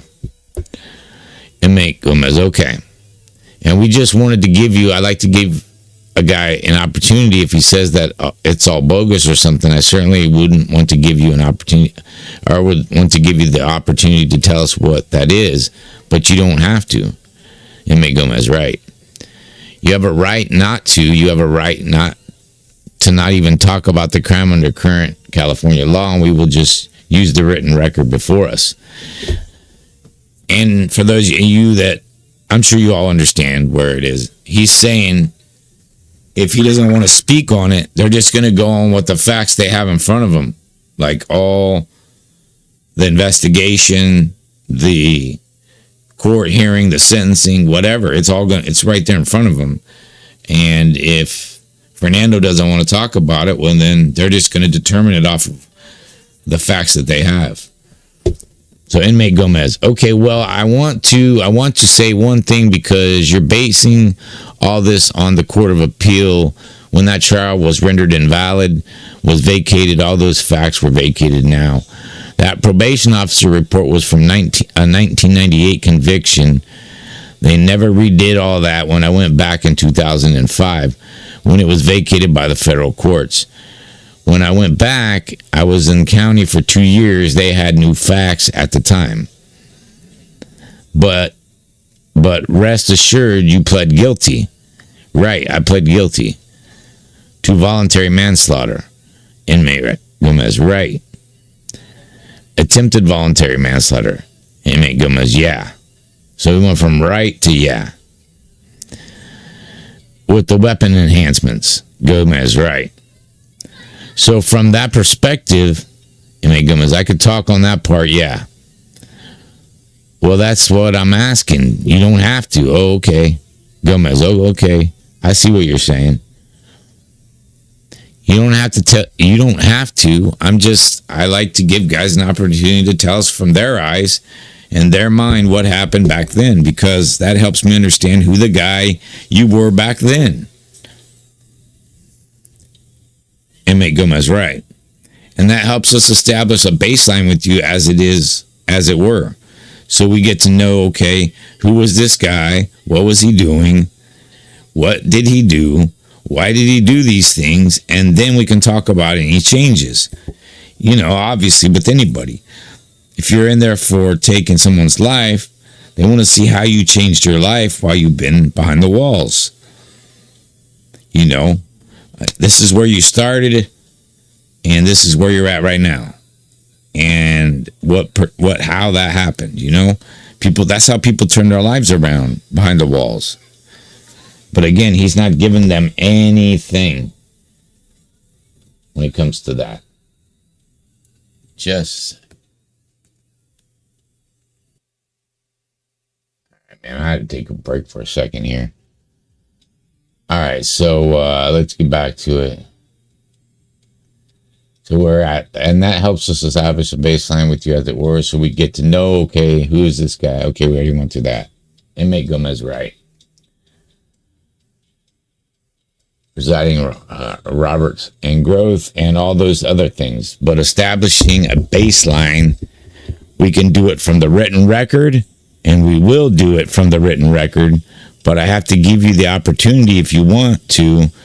And then his attorney says, excuse me, based on what the commissioner has told my client, will he be given the opportunity to reconsider? He's been sworn in to reconsider without knowledge. You want to talk about crime, or you don't want to at all, and go ahead. Do you want to talk about it based on what you've known so far? Because you've already been sworn in, and that you would talk about the crime. Oh, well, Do you want to reconsider? Counsel, that's not really true. He was sworn in to tell the truth about it. This is facts. His attorney's trying to argue that. But the fact of the matter is he was sworn in and told all what they were going to ask him. His attorney says, yeah, but about the truth, yes, okay. So he wasn't sworn in just to the crime. His attorney, yes, excuse me, but yeah. All his statements to us, attorney, yes, whether they're about the crime, his prior social history, which he and I have already talked about. Inmate Gomez, I understand that, yeah. Are to be true, that's what, and then it's inaudible. All right. His attorney, that's true, I stand corrected on that. So he doesn't have to talk about it. His attorney, yes, you don't have to. Inmate Gomez, all right, I understand what you, I'm guessing, said. His attorney, okay. Inmate Gomez, right, yeah, I understand that from the. His attorney, okay, all right. Inmate Gomez, so I don't. So I just want to give you the opportunity. If you don't want to, you have that right. If you don't want to talk about the side of the life of crime, about your side of the life of crime, the facts about the life of crime, if you don't want to talk about the facts of the life crime, my next attempt will be to understand how you got involved. Because obviously you were involved in whatever going on there. How you got involved in that and what your understanding of that is. And the total circumstances. Gomez, all right. And what you've learned about that since. So if you don't want to talk about the specifics of the life crime, then I'm just giving you a roadmap of where I'm going. Because I've got nothing to hide from you. Inmate Gomez, right. I'm not trying to sabotage anything you've got going. Inmate Gomez, all right. I'm trying to make a decision today. My partner and I, Mr. Stanton, and I are trying to decide whether you're suitable for suitability. Yeah, I'm familiar with everything. See, he knows it all. I'm familiar with everything. I know it all. Parole and getting a sense of who you are then or why you did whatever you were doing then. Inmate Gomez, right. And why you did what you did, and then a sense of who you are today. And ultimately in your case, we would be looking at growth and maturity and those kind of things, okay? Inmate Gomez, all right. So like I said,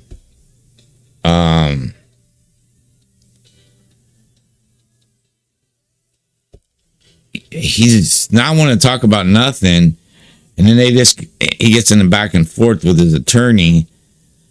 And it's because, look, we all know in a parole hearing, especially if you're life or the type of crime like that, any parole board hearing, they want to know,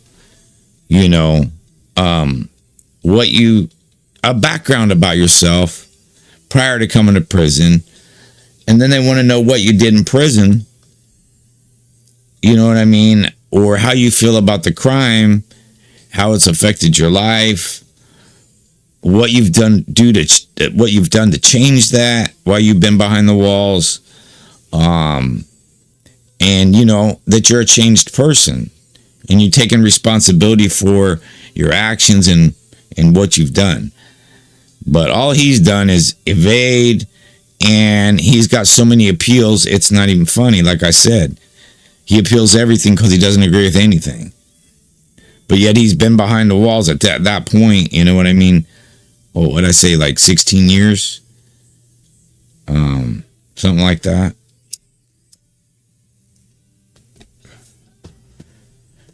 And of the reasons why you did the life crime, were they youthful or were not? The doctor's got his opinion. Inmate Gomez, right. And we're kind of looking to whether it's that or whether it's something else, okay? Gomez, all right. All right, so again, we've got nothing to hide from you. Gomez, right. I'm familiar with everything. He knows it all. He knows everything. Right. Gomez, I understand everything you're saying. Okay, so what do you want to tell us about the life crime? Or do you want to tell us about the life crime or not? Gomez, well, yeah. You can go off, he said, if I don't, you're going to go off based off the appellate records. No, they're going to go off of everything they got. They've already explained everything. You know what I mean? Like, he's not that dumb. He's playing stupid. You know, they've already explained this, like, I don't even know how many times now. This is why I said this was going to take forever.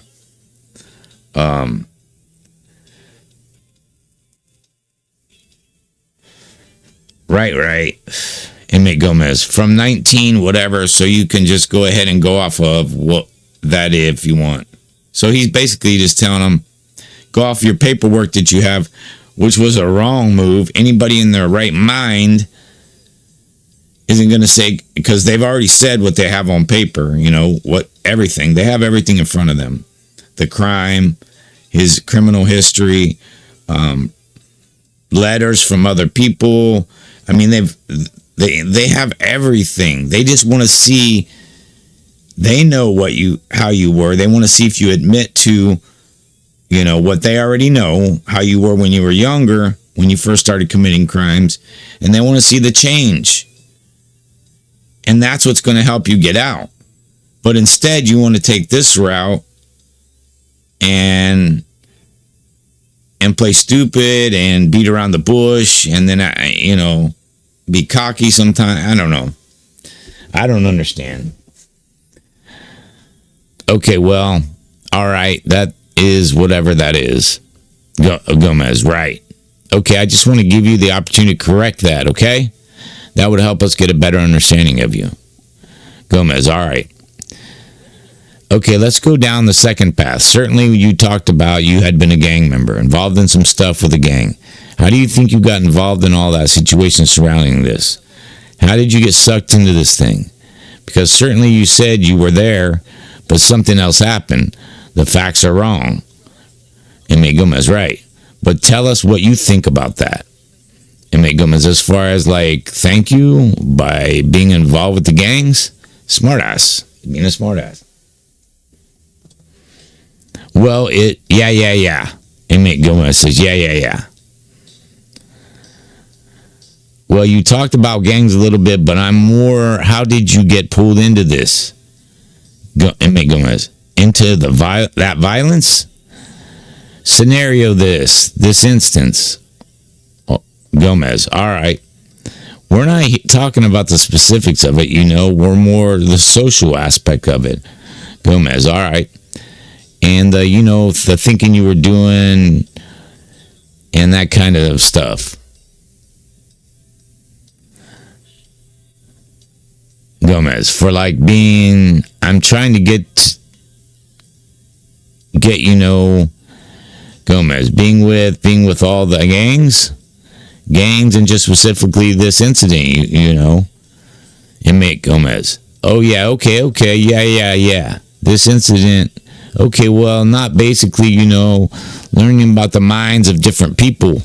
That sounds familiar, minds of different people. I wasn't entrenched into the gang life with the way they try to make it seem. So basically, I met a lot of people, seeing what they were doing when it came to certain scenarios, being around certain people on a certain day. It's not like the way they try to make it seem like people just huddle together and get together to deal with a problem. Man, that's how the way they make it seem. Some things just happen unexpectedly. People just get together, one thing leads to another, and things happen. Man, if that isn't the most roundabout evading of an answer, or that's his answer, that's the most generic answer anybody could give. But the thing is like I said, he's not on trial. He's not, you know, fighting for his freedom at this. Well, he is. I mean, he doesn't care. It's obvious. They're giving him the opportunity to get out early. Like he's not, this isn't when he got charged with a crime. They just want to get to know him, and he's taking it all wrong. Like he's just beating around the bush in the way he answers his questions. Anyway, that's just my perspective. All right. Without talking about specifics of the crime, how do you feel about that crime today? About the death? The death of the victim and the shooting of the other victim. So it would be Aaron Quinones and Martinez. Oh, I'm sorry. So it would be inmate Gomez, Aaron Quinones and Martinez. And Steve, he went by Steve, Vincent Martinez. Inmate Gomez. Vincent, I don't know what he went by. Okay. So how do you feel about the death of Mr. Martinez and how the shooting injuries of Mr. Quinones?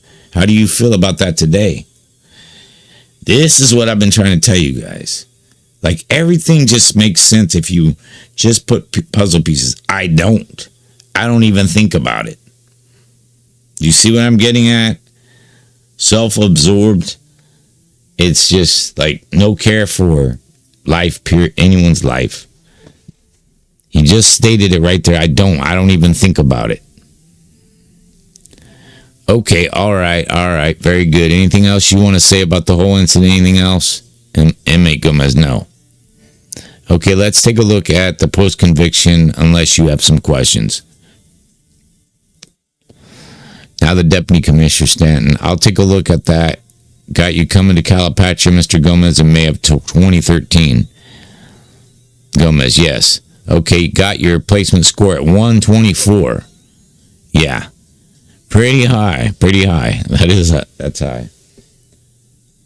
That is high.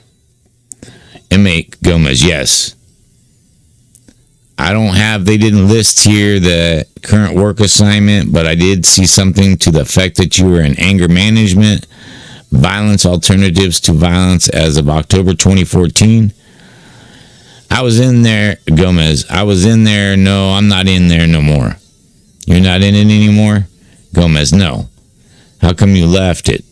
Inmate Gomez, all the scenarios they used to do in that alternatives to violence program, they were just trying to they were just talking about basically in the heat of the moment being in a problem, and one time a couple scenarios they did being the person I was working with. It didn't go to no violence. It didn't go to no problem. It came to a resolution. Everyone there, they just ignored a solution and just focused on everything else, having a problem solving. You know what? This ain't for me. And I never had violent issues. I was like, this wasn't for me. It wasn't doing nothing for me. Just like school, they did nothing for him. He was smarter than them. He could teach himself. I mean, he just really, like I said, sociopath behavior, narcissistic behavior.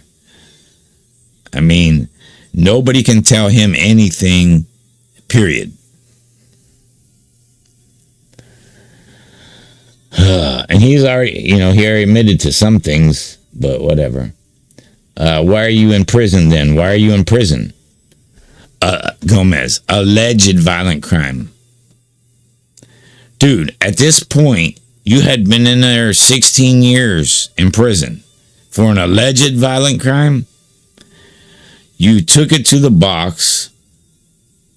You appealed it several times. And you're still in there for, he's lucky he got it dropped from life, from murder, to voluntary manslaughter, and then with enhancement, and then voluntary manslaughter, attempted voluntary manslaughter. Okay, Gomez, but it wasn't like a continuous thing. All right, I have you as a medium A custody level. You're on the SNY. Is that correct? Inmate Gomez, yes. So he's on the SNY yard right now. Okay. And I looked through to see what I could find in your history while in prison to see what you've done to try and improve yourself. Make yourself ready to be someone who could be paroled. And I saw that you reportedly earned your GED in February 2014. And you said that's true. Inmate Gomez, yes. Okay, and other than the program we just spoke about, I didn't see any participation in any kind of self-help programs. Have you participated in any self-help programs? Inmate Gomez, no. Why not? You don't think you need any? Inmate Gomez, well, this whole time I've been incarcerated, there were no self-help programs offered on the institutions I was at. Why is that? Inmate Gomez, from when I came in 1998, everywhere I was at, I was on lockdown. I never heard of AANA until 2003, 2004. Okay. So he was locked up from 98. So, and this is 2015.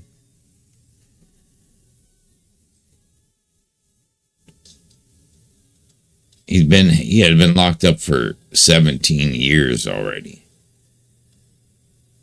You know, at this point, at this hearing.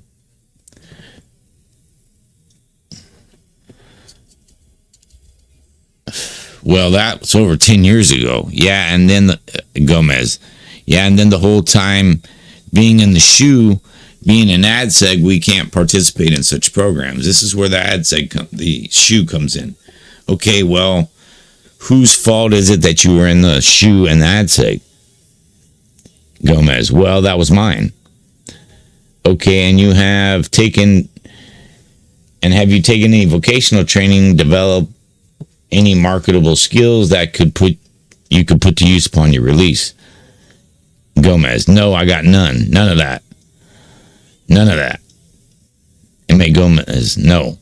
Okay, all right. And I didn't see other than in 2000, you were in, and I didn't see to your credit, there were, I believe, several chronos. I'm sorry, man. This is just too much. This chronos. Positive chronos related to the segments of the GD circulum, and I saw one that you completed in August 13th, 2014, so you were commended for that. And Gomez, yeah. Other than September of 2000, so 14 years, when you were I'm putting that in there, when you were in silk screening, you either in A, B, that's the only work assignment you had, as well as, isn't it? Inmate Gomez, yeah. So from 2000 to 2014, or to the present, 2015, 15 years, he was in a silk screening in September of 2000. So he didn't do nothing for 15 years. So he agreed. Or Inmate Gomez, yeah. Okay. In education, yeah. Inmate Gomez, in education, yeah. Yeah, I didn't see any evaluations on your performance in that, but that was the only, you haven't really had any work history while incarcerated either. Inmate Gomez, no. Okay, all right. Look at your discipline. Look at your discipline record. Those were the positives. And the doctor states that you have 21 115s. Is that right? Now, granted, this is 15 years now. So that's why I'm saying, and there's more 115s because he wasn't released for another, 5 years. So it's a lot. It's a lot of information to get. This here takes forever. Inmate Gomez, that he counted, yes. I don't know. I don't know exactly. I don't know either. Neither. Let me see. I saw back 2000 you were delaying a peace officer. Also November of 2000, Pruno. Oh, well, he doesn't drink though. He doesn't like alcohol. You know? So, I don't know how that Pruno got in there. December 2000, possession of a slashing weapon. 2001, possession of, I think it was an inmate manufactured weapon. I was just looking at that, yep. And then let me go here real quick. Battery on an inmate in 2002. Possession of dangerous contraband in 2003. Possession of a deadly weapon in 2004. These are rather troubling 115 for someone who doesn't have any issues with violence. Would you agree? Inmate Gomez, you could say. Okay, then you had possession of contraband, originally without a weapon. Wonder what that was in 2008. Possession of contraband, originally without a weapon. Battery on an inmate in 2008. Willfully resisting or delaying obstructing a peace officer in 2011. Criminal threats in 2011. Possession of a weapon. Oh, that's a repeat. Maybe the doctor counted a couple of them. This was out of order. That was in the same. That's the one we already talked about in the July of 2008. And then I saw one in December of 2011 for refusing to provide a urine sample for controlled substance or alcohol. Like, this is where I tell you guys, he has no respect for any, what is that called? ODD. What is it? Something, it's a defiance disorder. Like, they just defy anybody that asks or tells them to do anything. Why wouldn't you provide a urine sample if you're not using drugs or drinking? You know what I mean? Why wouldn't you just pee and get it over with? Because you were dirty. So I don't know. Let's get back to it. So I don't know exactly how many that is, but a simple way of looking at it is, in my opinion, it's too many. Why are you in prison? Inmate Gomez, manslaughter and attempted voluntary manslaughter. Well, yeah, but what is that? Inmate Gomez, what is it? Question mark. It's a crime. Inmate Gomez, yeah, well, what are crimes? Gomez, according to the statute, a crime is, nah, I don't mean in that way. See how he's trying to avoid what are crimes? It's a crime. Like, so what the crimes he did in prison, and then he's trying to play stupid and play, he's trying to play the commissioners. According to the statute, a crime is like he's an attorney. No, I don't mean it in that way. Well, inmate Gomez, well, what a crime means to me? I mean, a crime is basically, son, you broke the law. Inmate Gomez, yeah. The law, the rule of the law. So you broke the rules. Essentially, you come to prison because you broke the rules. You broke the law. Inmate Gomez, broke an ordinance. Yes. Just, oh my gosh, no. This tells you what type of person he is. Some of it. I mean, if you can't put the dots together by now. So if you were in prison and you're breaking the rules, to me, that would indicate that you really haven't changed. Okay. Is that a fair statement? Gomez, could be. See what I'm saying? Could be. Oh, okay. All right. Is there anything else you done since coming to prison that I missed? Inmate Gomez, no. That's pretty much it. Gomez, pretty much it. All right, let's talk about your anything counsel. No, nothing. Okay, let's talk about your parole plans. I looked at the report by the clinician, and he felt that your parole plans were poorly developed and unfeasible. It says here that you initially intend to stay with your sister in San Bernardino for a little bit. He says you don't even know much about her situation.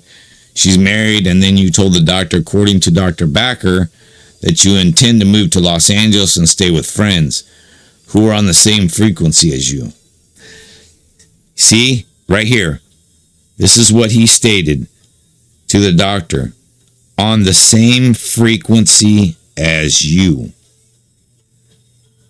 Now, if you go back to the Might of Minds, he talks about low frequency, and his devil worshiping things. Just that's another sticky note to put for you. And then he said that you'd be in contact with them. They're your fiercest defenders who believe in your writings and vision. So they're devil worshippers like him. He said they're not criminals. They would soon obtain a residence after that, and you intend to release your book of poetry, and the manuscripts are ready to go.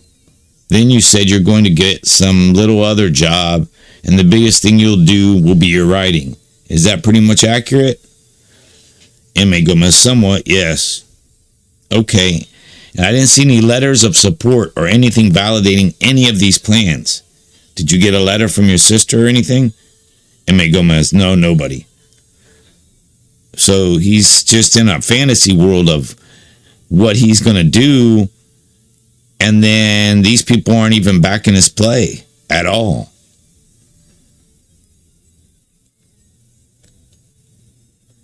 They don't have any letters or anything? M.A. Gomez, nah. When this thing came in, they just came and told me you're going to some Senate Bill 260 hearing. So if you can get chronos or whatever, or support letters. But you didn't have enough time? Gomez, I didn't have enough time. I didn't have time. Okay. I was like, all right. Gomez said, I was like, all right. Is there anything else we need to know about your parole plans? M.A. Gomez, no. Counsel? No. All right, thank you. Returning to chair. Okay, so while you've been in prison and looking at those 115s, have you been involved in any gang stuff while you've been in prison? M.A. Gomez, no. No? Okay. I've never validated. Never associated with. There was some chomo, or not chomos, there was some chrono that they gave me, said I was involved in gang activity. I don't know, those are confidential chrono. I don't know what was said or whatever, but okay. M.A. Gomez, but so you're telling me you never associated with gang members? M.A. Gomez, oh well, when I came into prison, they automatically labeled me a Southern Hispanic, and they forced me into that atmosphere of, okay, Southern Hispanics and everything. Do you do stuff for the Southern Hispanics? M.A. Gomez, no, I never did nothing for them. Presiding, or Roberts, okay, so you weren't involved in any, I didn't know, passing of kites or moving of kites, you know what kites are. M.A. Gomez, yeah, a little note with information, whatever. Right, were you involved in any moving of kites? M.A. Gomez, no. Were you ever involved in drug distribution? M.A. Gomez, no. Ever involved in like maybe a shot caller or someone in the yard or something? M.A. Gomez, no. Controlling the yard? M.A. Gomez, yeah, no. How about the jail? Control of the jail when you were in jail? M.A. Gomez, no. Because you were back there for quite a while. Yeah, no. M.A. Gomez, yeah, no. No, okay. M.A. Gomez, no. All right. Let's talk about the clinician's report. You said you were with Dr. Backer for quite some time. We do have a report from Dr. Backer. Dr. Backer says he met with you on September 25th, 2014, and it was here at the Calipatria State Prison. The first part of the report talks about your background, childhood, and adolescent development.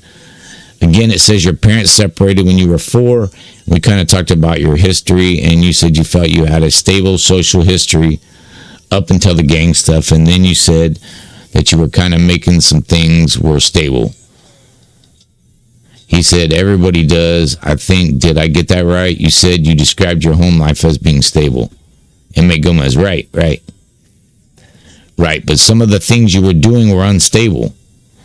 And you talked about, with the doctor, things seemed to change around 8th grade for you. Does that sound right? M.A. Gomez, well, just because I quit going to school, that was basically about it. Okay, he says you stopped going to school regularly in 8th grade. You don't regret the path you took. He says you reported that you earned your GED in February of 2014. Like you said today, You weren't obsessed with gangs, referred to them. We just became so-called gang members. You denied you were jumped in, and I talked about that. And you got a tattoo on you at the age of 15, that EX13. That's on your back. Is it? Inmate Gomez, yes. How big is that thing? About, Inmate Gomez, I don't know, about 4 inches. All right. And where did you were out there when you got it? Where'd you go? To a tattoo shop? Inmate Gomez, nah, I didn't go to a tattoo shop. I was just hanging around. One of the guys put it on for you? Inmate Gomez, a friend. Okay. He used to tattoo and everything, and so one of your fellow guys did it? Oh, just people I know. Inmate Gomez says, oh, just people I know used to tattoo. I mean, they say they were good. They were just, but the one they put on me was just regular little street stuff. Okay, to me, doing it in a tattoo shop is almost unthinkable. Yeah, Inmate Gomez, yeah. But doing it out there on the streets is something. That's like guys who get them in prison. They go, oh man, the stuff you can get. All right, then it talks about when you talk to the doctor about the arrest for the vehicle. You and I talked about today. Inmate Gomez, yes. You denied a history of substance abuse. You did today also. Talked about your adult development. He says you appeared reluctant to go into detail about your possible gang-related activities in prison. You told me you didn't have any. Did I get that right? Inmate Gomez, no. No, I didn't get it right? Inmate Gomez, no, yeah, you got it right, because I don't have any. See, he trips himself up, too. His ego is so big that, he's not going to let any of that. All right. And then he talks about 21 RVRs and 9 for possession of weapons. Then you talked about that. Those are razor blades, screwdrivers, and Inmate Gomez, yeah. And then you talked about your sense of what those things were. 2 were for battery on an inmate. Talked about 2002, you were ordered to stab an inmate that violated a convict code. What code did that inmate violate? Inmate Gomez, I wasn't ordered. I didn't say I was ordered to stab anybody. All right, okay, he says the inmate, meaning you, said he was ordered to stab an inmate who had violated the convict code. That's quoted. Inmate Gomez, do you have a copy? This appeared, okay, if you want to know where it's at, his attorney, is this in the top of page 4, top of page 6. Very first paragraph. It's a continuation of these battery on inmate stuff discussion. His attorney, okay. And it says the second occurred 2008. You explained that you were in the administrative segregation unit at Corcoran. Inmate Gomez, yes. Didn't trust your Sally. So, Inmate Gomez, so I assaulted him. Yeah, so you assaulted him. He was handcuffed. You weren't yet handcuffed, right? Is that the one where you got the Kings County case? Basically, that's that Kings County case. Inmate Gomez, yes. So he was handcuffed, and Gomez wasn't handcuffed. 115, you got that prosecution there. Kings County, Inmate Gomez. Kings County, yeah. Okay, additional 6 years for that, okay. And then it talked about some of the other things you were involved in prison. Got a 115 for possession of alcohol, but he never drank. He doesn't like alcohol, remember? And even if you're making it, if you weren't drinking, let's just say you were making it and not drinking it and selling it, you have to taste it. You know what I mean? At first, you kind of denied using alcohol, but then you said later that you did use inmate manufactured alcohol a few times while in prison, but your use was not detected by staff. You reported, there it goes right there. what I just said. You reportedly stopped around the time you received the 115. Asked you what you're most proud of, and you said that foremost was your successful attempt to have his 2 life sentences vacated, which was due to his own efforts and hard work. Meaning, so see, it's all about him and the fact that he had 2 life sentences, and he appealed and appealed and appealed and appealed and appealed and appealed and appealed and appealed and appealed, and he did it himself. It's all self-gratification for him. That's what it states right there, which was due to his own efforts and hard work. Then you talked about the manslaughter case reopening. We had a discussion about that. M.A. Gomez, yes. Then we talked about your criminal history. We already discussed that. Talks about the index crimes for the perspective of the appellate court opinion on it. Then he talks about the clinical assessment. You have no prior clinician's reports because this is the first time you've been before the board. So it talks about your mental health status examination, substance abuse history. The one thing I wanted to clarify, there's a discussion in there about a group gathering.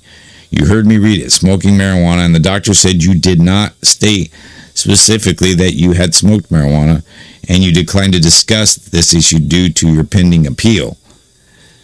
Do you want to address that today, or do you just want to leave it as it is? M.A. Gomez, leave it as it is. Okay, all right. And then he gets into major mental disorder or personality disorder, he says. During the clinical interview, the inmate spoke of issues suggests grandiosity. See, here we go. The ego. Mr. Gomez's history indicates an existence of conduct disorder prior to age 15. His behaviors in prison meet diagnostic criteria for antisocial disorder, which I don't want to bring it up, but Dubs talked about that. That he was a loner to himself, antisocial disorder. That would fall under that. The essential features of the narcissistic personality disorder. Wow, I called that one a narcissist. As a pattern of grandiosity and need for admiration and lack of empathy. Yeah, he has a lack of empathy, just like he did when he said about those lives. I don't even think about it. Although available information did not support full diagnosis of this disorder, that's because he ain't saying everything. But man, if you let him get his ego going, he'll probably tell you everything. Mr. Gomez had several features. His history and presentation during the clinical interview reflected grandiosity. He appears to view himself as an intellectually and philosophically superior to most without objective support. His history and presentation suggests a sense of entitlement and arrogance. Wow, I called a lot of that. His arrogance, everything. Narcissistic behaviors, his his disdain for others. He appears to have little empathy or concern for others. He doesn't care about other people. That's why these people on YouTube that want to sit here and watch him and follow him, he doesn't care about you, dude. He does not care. He wants you to follow in his ways of the dark side. Individuals with this disorder can become enraged when their needs are not met, or if they feel devalued, challenged, or disrespected by others. Wow, I called that one too, and I didn't even know nothing about this cat. Doctor goes into the assessment for risk of violence starting at the bottom of page 12, used the HCR-20. He talks about your historical violent acts, few positive relationships, and you had not done well under supervised treatment. Your total score on the PCRL was within one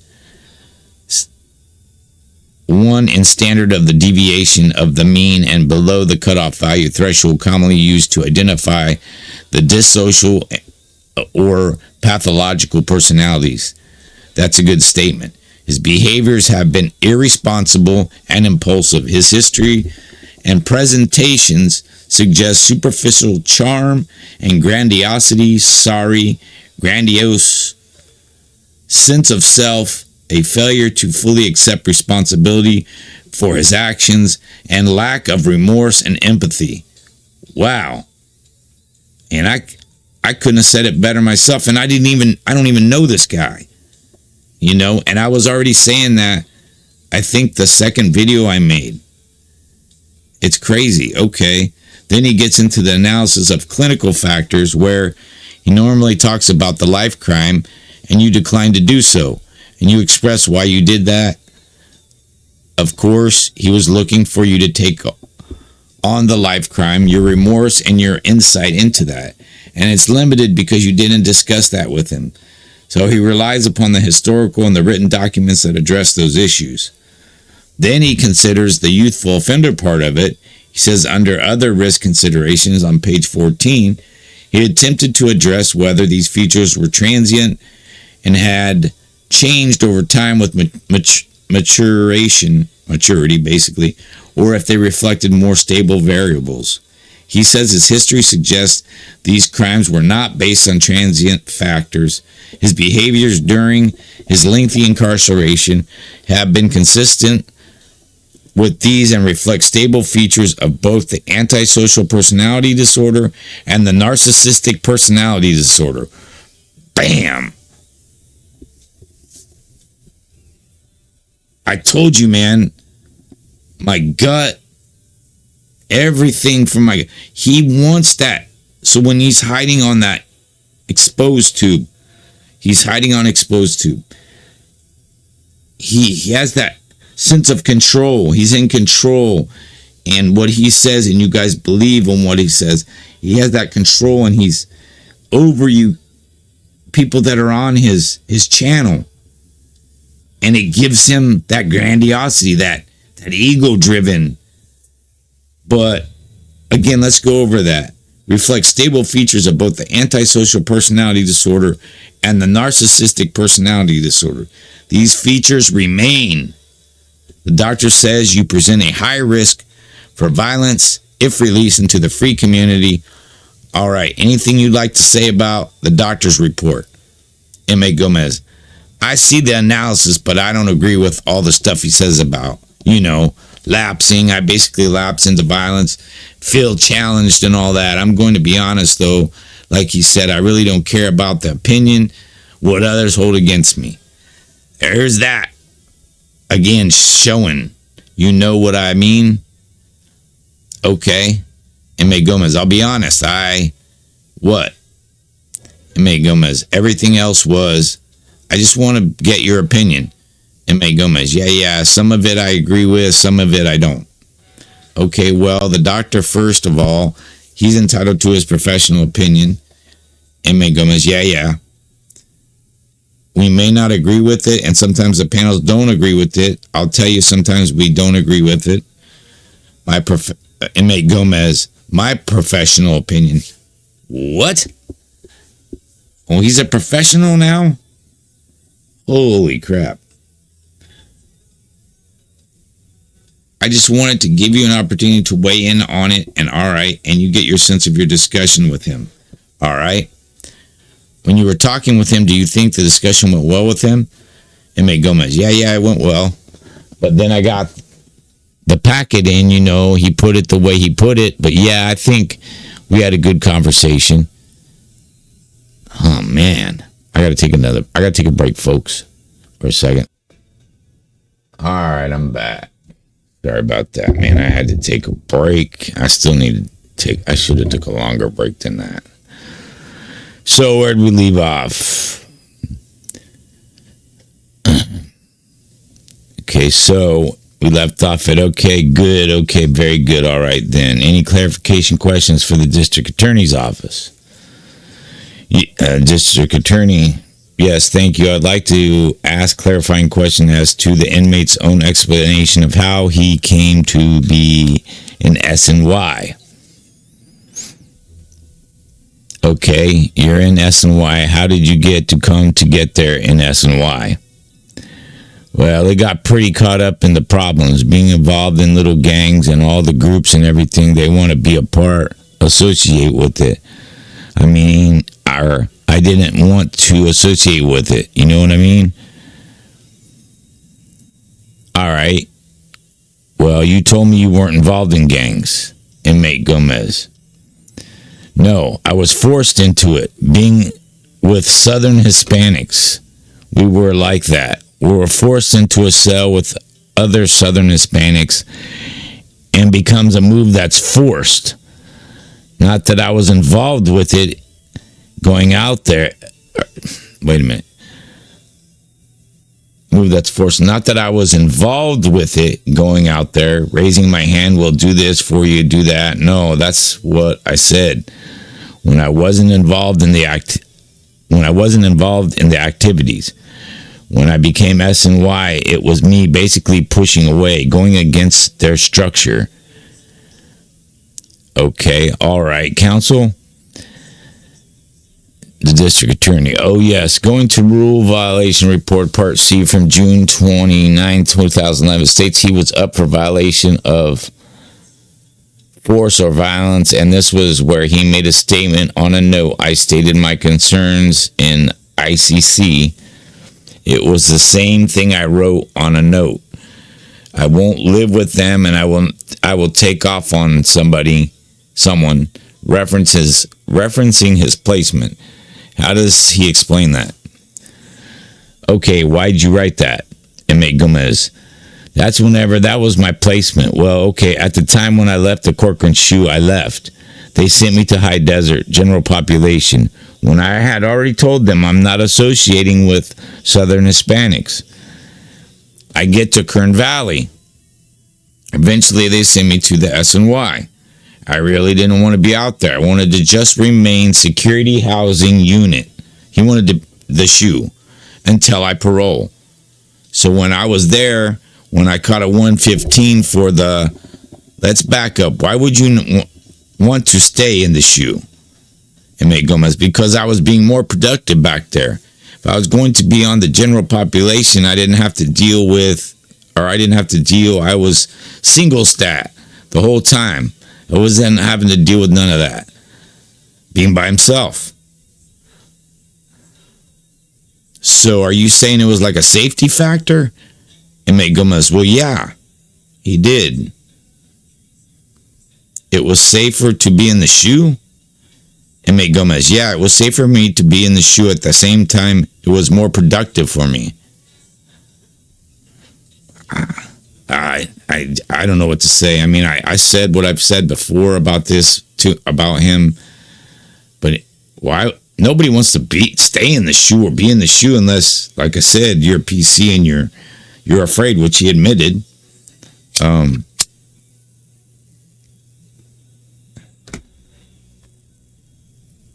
For his safety reasons, and it was more productive. How are you productive in there? Because you're by yourself. But okay. Inmate Gomez, to see who I am, looking within myself, my own self-help. I was doing it. Okay. Inmate Gomez. So ultimately, when I left, I go to Kern Valley. I got a 115 because they said delaying staff. Now, when that happened with the staff, I got assaulted by the staff. And they told me, I said, I don't want to be here anyways. Because he told me, UPC disrespected me like that. He started saying those words. I don't even want to be here anyways. And that's when they took me to program, sprayed it up. And I said, well, look, man, you put me back on that yard. I just said that to say that. So then they take me off the yard. What would happen? What was your intent when you wanted to be? You said that, but you had an intent. Inmate Gomez, well, okay, when I went to High Desert, they wanted to put me in the GP, general population. Right? Inmate Gomez, okay, I told them, man, they already knew information. Man, if I go back out there, I was going to get assaulted, possibly killed. So I told them, look, man, you guys keep me out here. I'm not going to come out and be a sitting duck. There it is right there. I told you guys, man. And when I get his 115s, I get it. When I get everything else together, I'll have more information of what he did.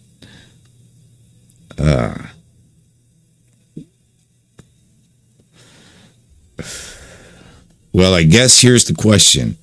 What was a threat, or what was that something, or was that some form? Inmate Gomez, oh, okay, nah. Yeah, okay, yeah. Of manipulation to manipulate the system? Question mark. Inmate Gomez, it wasn't manipulating. I was just letting them know I didn't want to be there, and I stated that the Department Review Board to the DRB. I even told the DRB, I wrote the DRB Inspector General.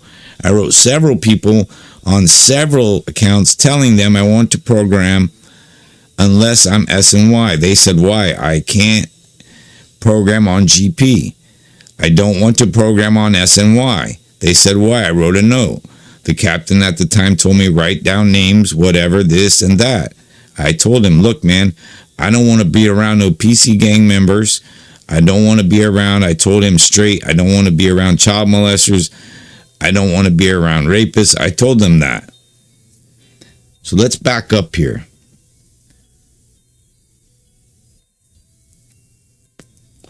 I don't want to program on SNY.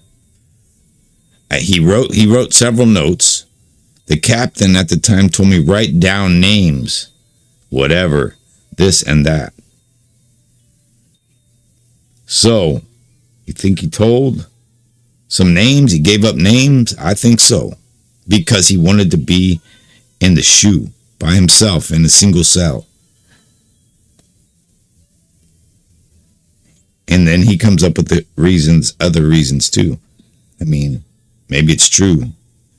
I want to be around child molesters. I don't want to be around rapists. I told them that. So at the end, I'm just sharing with you, yeah. That note was an effort to manipulate the system to get where you wanted to be. You didn't want to be around these people. You were saying that just to make sure that, trying to force them into doing where you wanted to be. Inmate Gomez, well, I was saying manipulation because I stated I didn't want to be there. I told him I wanted to remain in the shoe. Right.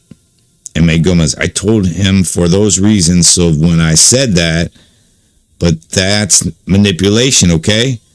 Inmate Gomez, okay. I can't understand it, okay? All right. I want you to understand I can understand this. It's manipulation. People manipulate people all the time. Like exposed tube. You're being manipulated. You don't see it. Inmate Gomez. Right. Everybody's manipulated somebody sometime somewhere, right? And your effort was to try and stay in the shoe. It was safer, more productive for you. Inmate Gomez, right. And you wrote that for that reason, right? Inmate Gomez, oh, for that reason, yeah. If you were going to hurt them, Inmate Gomez, whatever, they weren't going to put nobody with me. Well, I'm just saying, if they put somebody with you, were you going to hurt them? Inmate Gomez, no, I would have refused them. Bottom line. So regardless, it wasn't going to happen. Oh, I'm sorry, I missed that. No, I would have refused them. Okay. I was going to refuse them, bottom line. So regardless, it wasn't going to happen. All right, okay. Gomez, because I would have caught time again or something. So you manipulated. I understand. Inmate Gomez, okay, well, you made it. It's manipulation. Sounds a little, I get it. And Gomez, sounds a little extreme in the way you say it. Well, it is, but I understand that. Inmate Gomez, all right. And we understand what you're trying to do. Inmate Gomez, all right. What were you trying to get to? What were you prepared to injure somebody, you said? Inmate Gomez, oh, nah. Okay. Inmate Gomez, okay, nah. It was manipulative then, so I said no. All right, makes sense, right, counsel? The next page on the same series of reports on the same date of June 29, 2011, Section 3, note written by hand. Furthermore, I cannot program among child molesters and rapists. So again, I will strike out against any and all underlying members, rapists, or child molesters. Was that also an attempt at manipulation? Do you understand the question? M.A. Gomez, yes, it's the same note. Yes. M.A. Gomez, same question I just answered. Commissioner, yes. Attorney, District Attorney. And I'd like to ask another clarifying question as to whether or not he feels there's any program that could benefit him in becoming a more pro-social member of society if he were released. Okay, can you think of any programs that could help you and you'd benefit from? Inmate Gomez, I'm benefiting from programs I'm pursuing right now on my own. Okay, what programs are those? Inmate Gomez, well, they're just self-help. It's the philosophy of the objectivism. Okay. Inmate Gomez, and personal beliefs of philosophy in my studies that I'm doing. His devil worshiping. Okay, and where are you getting those materials from? Inmate Gomez, I get them sent in from family, friends, order them myself. I'm confused because way back he wasn't getting anything from anybody or talking to anybody. But okay. So are they books? Inmate Gomez, yeah, they're books. Are they or workbooks? Yeah, Inmate Gomez, yeah, they're books on philosophy, self-help books, stuff like that. That was his devil worshiping books. Okay, well, you had an extended discussion, I think, with Dr. Backer about you early on your interest in philosophy and so forth, way back to like the 8th grade, right? Inmate Gomez, yes. Yeah, okay, counsel. Nothing further, thank you. All right, thank you, Mr. Azula. Do you have any clarifying questions for your client? None. All right, very good. Any last questions from the panel? Stanton, yes. What was your involvement? Why did you have safety concerns from 2-5 members on the SNY?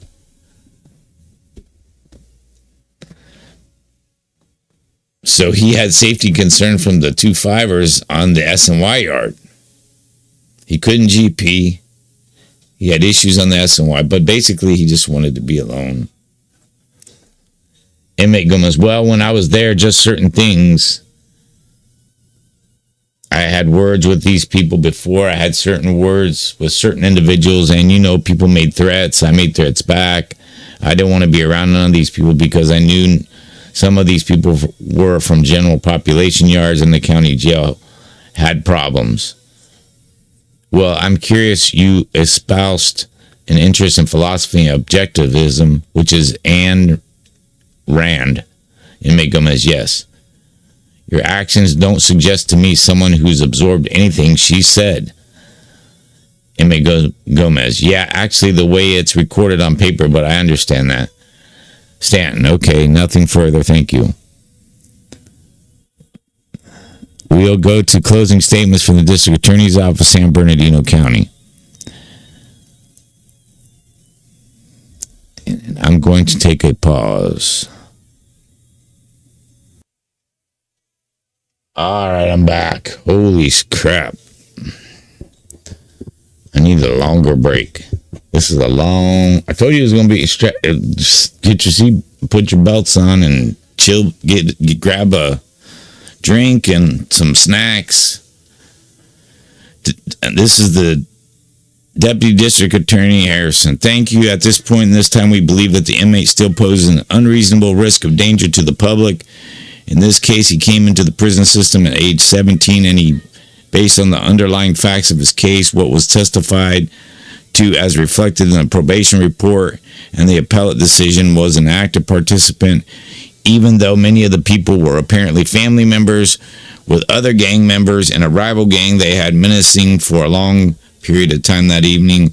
The others were smoking marijuana, unreasonably to believe that he was not as well In fact, a lot of his statements lack in credibility. Like I said, man, he's all over the place. His credibility, he has no credibility. When put up against some of his other conduct, includes some of the pruno he was found with some of the other incidents, the situation, though is that he opened fire, according to the reports, which we have to go on, against the two victims in the case, and that he had a complete disregard for human life. That is, for something that had been premeditated and planned for some time when he'd been called over to deal with the issue that they presented. And it was clearly gang-related. He has manipulated the system to a tremendous amount. Looking through all of the records that we see from the time he came into the prison system, he has had numerous incidents with razor blades, sharpened toothbrushes melted in with a piece of metal inside. He's had ridiculous comments about, oh, it's my soup can opener or my radio tuner, or I have this for some other reason, and he tries to come up with things that would explain away conduct that he has been caught for numerous times. Accountability. Instead of saying, yeah, I got this because, these guys want to, I'm going to get hit if I get put out there, That would be more, respectable for me. I would understand that if you said that. But anyways, even when he was in the county jail, the indications from the records are that he engaged in disruptive activities over there. He appeared in several of these incidents that occurred, including where he made mad dog eyes at the female CO, which later resulted in his mattress being tossed and other weapons found. He had been the leadership role in many of these incidents, including the failure to lock down when he had basically the entire group who went along with him and failed to lock down. He had a position where he was now claimed that he can't go get along with anyone. He's manipulated the system massively. He has said that he'll harm child molesters, rapists, anyone else, so he can't go S&Y. Then he wants S&Y. Did you write these letters? Well, yeah, I wrote the letter, okay, pointing to the aspects of the letter. Presumably other inmates might have been around. He admits that he did not want some things, but not others. He played with the classification system. He came in with a 65 around 99 and managed to get into virtually doubled up by the time, up until 5 months ago when he was 128. Now he's a 124. He has accrued more bad conduct and points, had more time taken away from him, and been in ADSEG than somebody should reasonably have. He is institutionalized, he is criminalized, and he refuses to understand that he must and could benefit from programming, from participating in any of the programs that might teach him some insight into himself.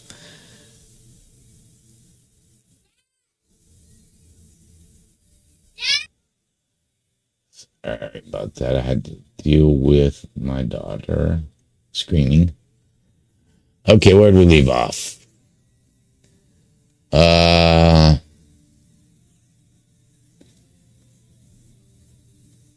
The programming, from participating in any of the programs that might teach him some insight on himself. But he thinks he's smarter than everybody. Wow, I called that one too. He thinks that he doesn't need to learn anything. The sister he intends to live with is in the same area where he grew up, and his mother's there, his sister, San Bernardino again. Still rampant with the same people that he was indicated in other records here that are problematic for him. The East Side 13, we still have East Side going against others.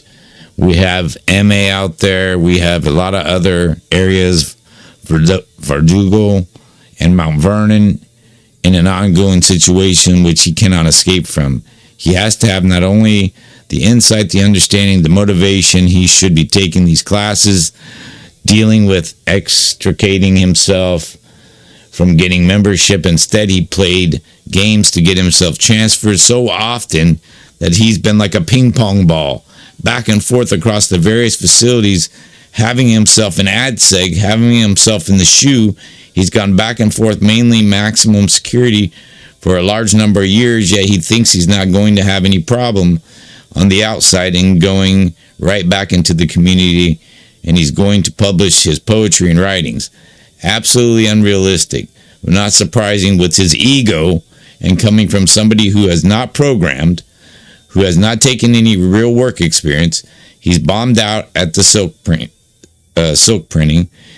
He's not tried to take anything else. The only thing he really has had to his credit is having completed his GED, and he left school because he thought he was so much smarter than everyone else.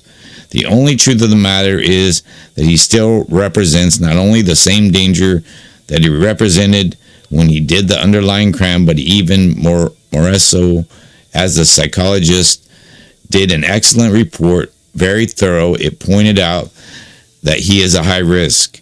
He's 1 point off of a sociopath, basically, and everything he says and does clearly reflects not only the antisocial personality disorder, but his grandiosity. He does not really even attempt to comply with the prison guards and their duties.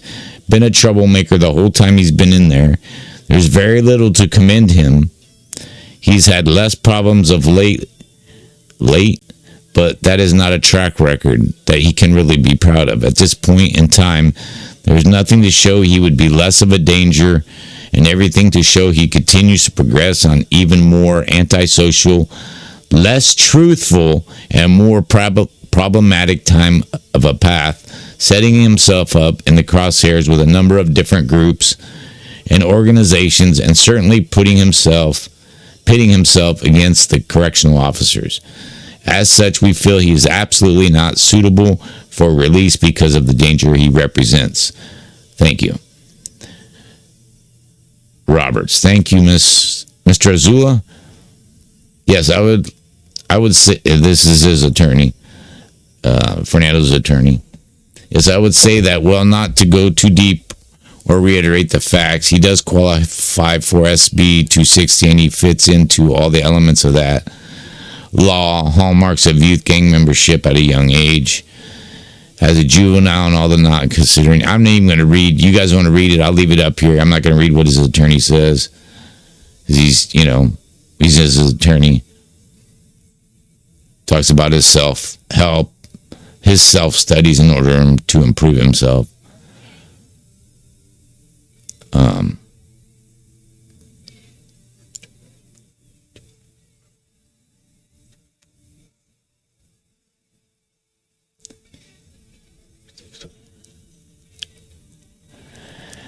Okay, then we're done with his attorney statement. It's right there. I mean, I did it. I'm sure you could have read that.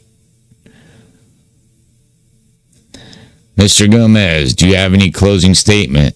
M.A. Gomez, yeah, according to what? Who was that? According to question mark. M.A. Gomez, that lady, the woman on the speaker. Oh. And his attorney, the DA. The district attorney. M.A. Gomez, according to the district attorney, she sounded make it like gangs played in San Bernardino. I'll be involved in gangs. First of all, that's irrelevant to me. That's world. That's life is done for me. I'm a PC, whatever, SNY, whatever you want to call it. All that's done. I mean, regardless, that's only what I can say. Whether this board takes it into consideration or not, my release is inevitable. I'm paroling regardless. But according to what they're saying, they're making it like I'll be out there being involved in gangs, same area, that life's over.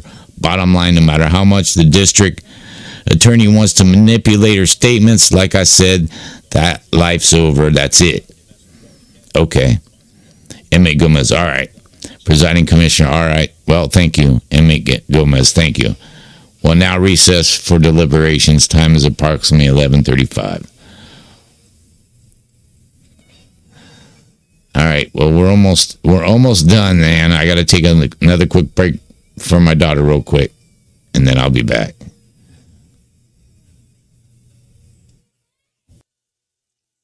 All right. I'm back. I have to take a break again, like I said. All right, so here's a decision but from the board. You got Deputy Commissioner Stanton on record, Presiding Commissioner Roberts back on the record. This is the matter of Fernando Gomez, CDC number P18878. Today's date is February 11, 2015. Time is approximately 12:15 p.m. All parties previously in the room returned to the room, and the District Attorney's Office from San Bernardino is back on the audio conference link. We're here for the pronouncement of the panel's decision for Mr. Gomez was received by the California Department of Correction and Rehabilitation on December 3rd, 1998. The controlling offense in this case of voluntary manslaughter, and we note that he also convicted of firearm enhancement with regard to that. He was also convicted of attempted manslaughter, and he received an enhancement on that also. It would appear that he was sentenced to a term ultimately of 19 years, 4 months. We do note that he has a Kings County case for an additional 6 years for his possession of a weapon and assault by a prisoner. His earliest possible release date is October the 12th, 2020, and he is a determinate sentence inmate. But he is before the board today because he qualifies as a youthful offender pursuant to SP 260 or Penal Code 3051. The victims in this case were Vincent Martinez. He was the victim of the manslaughter, and Aaron Quinones was the victim of the attempted manslaughter. Both were 18 years old at the time of the assault on them when a prisoner was committed his controlling offense as defined as Subdivision A of Penal Code Section 3051. Prior to attaining 18 years of age, which is the case here, the board shall give great weight to the diminished culpability of juveniles as compared to adults, the hallmark features of youth, and any subsequent growth maturity of the prisoner in reviewing the prisoner's suitability for parole, pursuant to Title 15. Pursuant to Penal Code Section 3041.5. Now, in this case, the panel read and considered the written record before us, including the progress reports, the central file, and comprehensive risk assessment, which did take into consideration diminished culpability of juveniles as compared to adults, the hallmark features of youth, and any subsequent growth and maturity of the prisoner. The panel also did consider the confidential information in the confidential file, which I'll talk about shortly. The panel also considered the testimony presented at this hearing by Mr. Gomez.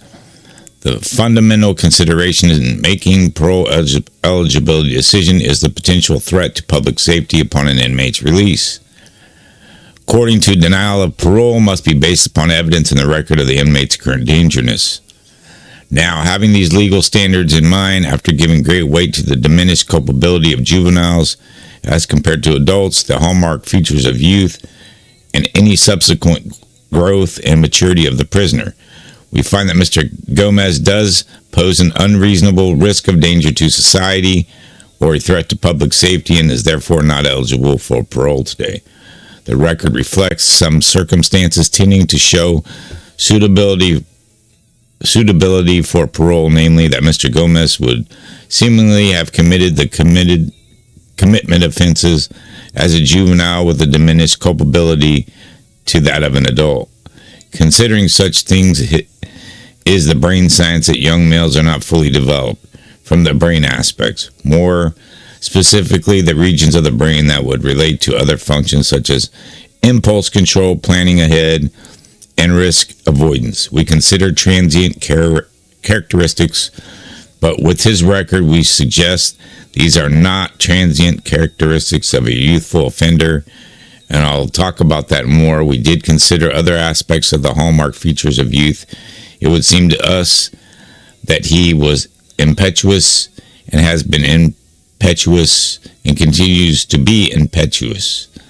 That seemed to be part of it. But again, we compared that of any growth and maturity during his rehabilitation. We found that there was very little that would suggest to us that his activity then is a mindset that continues today and that has not been transient in nature. We also note that he did not possess a significant history of violent crime as a juvenile. When we looked at his official criminal record, he did discuss fights that he'd been involved, some fights he'd been involved in, but there was no history of documented drive-by shootings and things we would expect from a gang member, which he was. He reports today that he had a stable social history, that his family was stable social family, that his mother and the conditions under which he was living.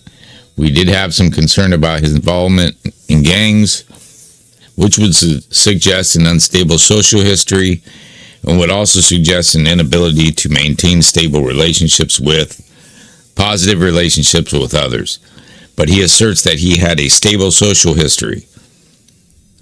Those positives are far outweighed over the circumstances tending to show unsuitability, suggesting if released, Mr. Gomez would pose a potential threat to public safety, specifically finding that Mr. Gomez committed the life crime. I'm sorry, the commitment offense, not the life crime, but the commitment offense with a callous disregard for the lives of others. As is reported in the record, he was involved in a gang shooting and he was identified as one of the shooters. During the course of that event, we do know that Mr. Martinez lost his life and Aaron Quinones was shot. It would appear to us that based on the evidence in the record, that his actions were the result of selfishness and anger, and they in no way justified his actions. Now, the California Supreme Court has ruled that after a long period of time, immutable factors such as the commitment offense may no longer indicate a current risk of danger to society in light of a lengthy period of positivity rehabilitation. This panel does not see a lengthy period of positive rehabilitation. Given the depth of his incarceration, it's clear that his positive rehabilitation seemingly is limited to his addressing his education, getting his GED in 2014, which is relatively recent. We believe he's had an unstable social history while incarcerated. He has continued to be involved in gang activity into the many years of his incarceration, which includes assaultive behavior in prison. He continues to minimize his gang activity or his admission to his gang activity, and he continues to be manipulative in that nature.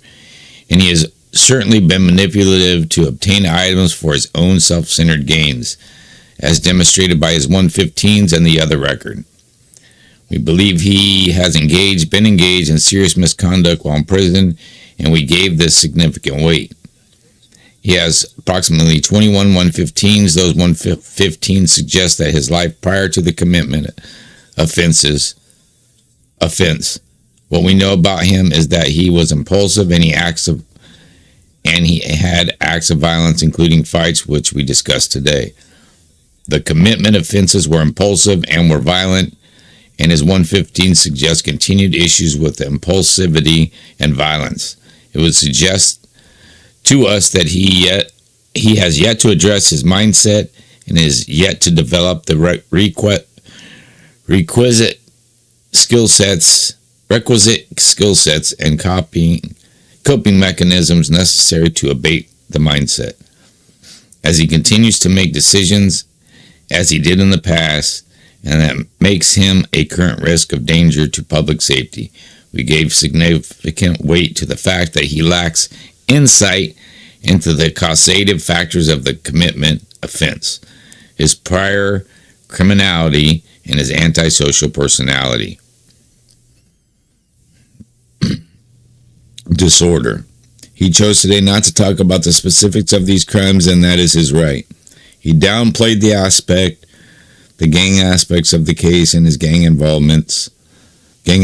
His credibility was of grave concern today, as he said he was not involved in gang activity in prison, and this simply is not true, both within the confidential and in the written record before us. And in the non-confidential, it is clear that he was. This minimization today, his minimizations today here were very large, and he gave us concern so that we could actually believe he was saying what we could actually believe he was saying. And so credibility became a huge issue for us today. We simply could not find him credible or believable. Understand that. Anybody that's watching this, I've said this. Like I said with my gut. My gut is the Holy Spirit. It tells, you know what I mean? It just, you get that gut feeling, you go with your gut. I told you he's not credible. He's not a credible person. Not only that just, you've already seen it. We also find that Mr. Gomez has failed to demonstrate sufficient progress in other areas that would tend to show he is suitable for parole, but instead demonstrate he is not suitable for parole. Specifically today, he failed to show any signs of remorse. Like I said, took a life, no remorse. Now, I want to talk about like how obsessed he is with Dubs. I know some people say Dubs doesn't have any remorse, but I have seen some things where, yeah, he has remorse for what he did. He drinks alcohol. I believe, and most people that's been to prison they suffer from PTSD. And as you get older, it gets worse. I suffer from it myself. Alcohol was a big part of my life in trying to self-medicate with alcohol. And I'm not, like I said, I'm not trying to stick up for anybody or say anything, but everybody wants to they were coming at me about, oh, you're supporting Dubs, you're this, you're that. No, I'm just pointing out facts. He did show remorse, and he believes in God, and yeah, he has an alcohol. He likes to drink. That's his coping mechanism. That's his self-medicating. And I know all about the self-medication. I'm not excusing it. I'm just saying, for all you that come at me because you said, oh, you're just sticking up for Dubs. Why are you sticking up for Dubs? I'm not. I'm just explaining this to you. Okay, so let's move on. When asked how he felt about the crime, he said, I don't think about it. Even if he's not, would sustain. He's not the shooter. He certainly should have some remorse for the victims, their family, and so forth. He showed no remorse today. And in fact, he did not take any responsibility for his actions, even though he did plead guilty to manslaughter. Well, yeah, why'd you plead guilty to it if you didn't do it? You know? What we know is individuals do not take full responsibility for their criminal actions, and those who fail to have adequate remorse, they are likely to recidivate. Do it again. He's going to do it again. He does not care. He is on the dark side. The Minds of Might. Go watch it if you dare. I mean, I'm not saying if you dare, but like if you don't want to get it involved or attached to any of that devil, deep evilness, don't watch it. Because I don't even like to watch it. Because I have God on my side, and God is... The Holy Spirit had me do, like, this is me, my gut feeling. This all started on my own. Nobody told me to do it. I didn't even know about this guy. But I feel like there's not something that needs to be out on YouTube. People are going to get sucked, have already been sucked into it. They drank the Kool-Aid. You know, he talks about helping kids and, women and this, that, and the other. No, I'm trying to help you guys. I'm trying to help anybody and everybody. He needs to be off YouTube, off the yard. He needs to be out of there. It's already shown his behaviors, and he is obsessed with Dubs for whatever reason, but yet he's exactly the same as Dubs. I mean, and like I said, there's more paperwork than just his parole transcript here, but and it makes him a current danger to public safety. We do not believe he's made realistic plans for release. He said he plans to go to his sister's, but he has developed no remarkable skills that he could put to use upon release, and came to prison with none. That suggests he'd be leaving prison with the same skill set that he came into prison. He's no better off today than he was then, only a little older. That would suggest to us that he is likely to return to the same circumstances and make the same kind of decisions and be involved with the same kind of stressors that he made in the past. And he will then respond as he has in the past. That makes him a current risk of danger to public safety. We feel that he has not engaged in institutional activities that indicate enhanced ability to function within the law upon release. Today we found that he talked about he did attend an anger management, but that just didn't work for him. As with most things, it just didn't work for him. As a result, he has not demonstrated to us that he has addressed his anger issues, certainly hasn't addressed the gang-related issues with regards to any kind of self-help with gangs, gang mindset, gang mentality, and absent those skill sets and coping mechanism. We believe he's likely to respond as he has in the past. He certainly still possesses the same mindset as he has in the past. That makes him a current risk of danger to the public safety. Anything you like to add? So I want to start this before I get to the deputy commissioner. I just want to say, be careful with this guy. This is what I've been trying to tell you guys. Like I said, I'm all new to him and that exposed to something wasn't right and everything just started coming. Go to his, I showed you the text message. He is, he's in the dark, man. He's on the dark side, the evil. He's evil. He's violent. He's a narcissist. He's a sociopath. I mean, you've seen it all. He's a PC. He's an SNY. You can even do it on the SNY when it be in the shoe, rather, to do his whole time. You know what I mean? And even try to manipulate the system to do that. More things will come out. I have more, a lot more. But man, this is just a lot. But I had to do it because everybody was getting on me about it. Oh, you're going to drop the paperwork. So I'm at least give you this. Deputy Commissioner Stanton, basically reiterate, I still think that you pose an unreasonable risk. The factors and code regulations you must meet, so many of them. I mean, you've got your commitment offense, there are multiple victims. You got to me what I would consider to be extremely trivial motive. The gang stuff where two guys just went over to talk to some girls. That's my understanding of it. Is a history of unstable relationship. You admitted you get in fights. You were in gangs. Psychological factors. Doctor says you're a high risk. You've got diagnosed with antisocial personality disorder and narcissistic traits.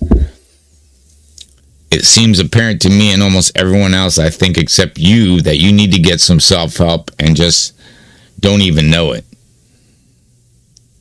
Your institutional adjustment, the only good thing I saw was that you got a GED. A year before and over a decade after he'd been in there. Otherwise, multiple 115s involving violence, involving weapons. We didn't believe you about your gang activity, and that's your record supports that. So those were your issues. I don't think you've done much to improve yourself, and honestly, you impress me as someone who still has a really adolescent gang mentality. I mean, the link, you're still involved in that. You know, if you want to get out of the prison early, obviously that's got to change. So I wish you the best of luck. And back to Commissioner Roberts. We also considered and gave significant weight to the comprehensive risk assessment by Dr. Backer of an interview that occurred September 25th, 2014, which did take into consideration the diminished culpability of juveniles compared to adults, the hallmark features of youth, and any subsequent growth maturity of the prisoner. Dr. Backer found that Mr. Gomez presents a high risk of violent offense if released in the community. We find that his report supports our decision and is not supportive of release. We also did consider items in the confidential file. See, that confidential file. I want to know what's in that confidential file in determining Mr. Gomez's unsuitability for parole. The panel considered most recently 2 documents. These are confidential memos contained within the confidential portion of the central file. These documents are December 27, 2012 and March 1st, 2012. Both of these documents are listed on the 810, and we note that the 810A were signed by Mr. Gomez on July 31st, 2014. Department of Corrections and Rehabilitation has designated this information confidential under the rules of the department, and we find that the confidential reports used as part of the basis for our decision today, these are reliable based on the standard as found in Title 15, Sections 3321. The panel has created a separate confidential recording identifying the specific reports and information relied upon for this decision, and we've articulated the panel's reasoning as to the reliability of that information and the relevancy to our hearing or our decision today. The confidential recording will be made available to any entity with legal authority to view it. Now, I have some connections. I seriously doubt I'm going to get it, but I'm going to try. Now, based on these findings, we concluded Mr. Gomez poses an unreasonable threat. I know what is in that song that I believe I know from what I've heard from, again, people that I worked with, people that I know that have access to this information, what it's about. But I'm not going to, like I said, I'm transparent. I'm not going to put a jacket. I'm not going to put anything on anybody that I don't have proof of and right in front of me. You know what I'm saying? And that's just the way it is. Regardless of what he is or what he isn't, I'm not going to do that. I wouldn't do that to anybody. Now, based on these findings, we conclude Mr. Gomez poses an unreasonable threat to public safety and a danger to public safety if he were released from prison at this time. Accordingly, we find him ineligible for parole. Now, this is a proposed decision, not a final decision. It will only become final after 120 days and only after review by the Board of Parole Hearing Decision Review Unit. That brings us to the length of our denial. The panel is obligated to adhere to Marcy's Law, and we were determined whether there were any items that would suggest the public safety wouldn't require a 15-year denial. We did find clear and convincing evidence, mostly that he committed the crime as a juvenile, perhaps with the diminished capability as compared to an adult. However, again, concerns that seem to lack transientness, as we would expect from the typical transient nature of a juvenile. And we did not see growth and maturity and rehabilitation during the incarceration. We looked at that again at 10 years,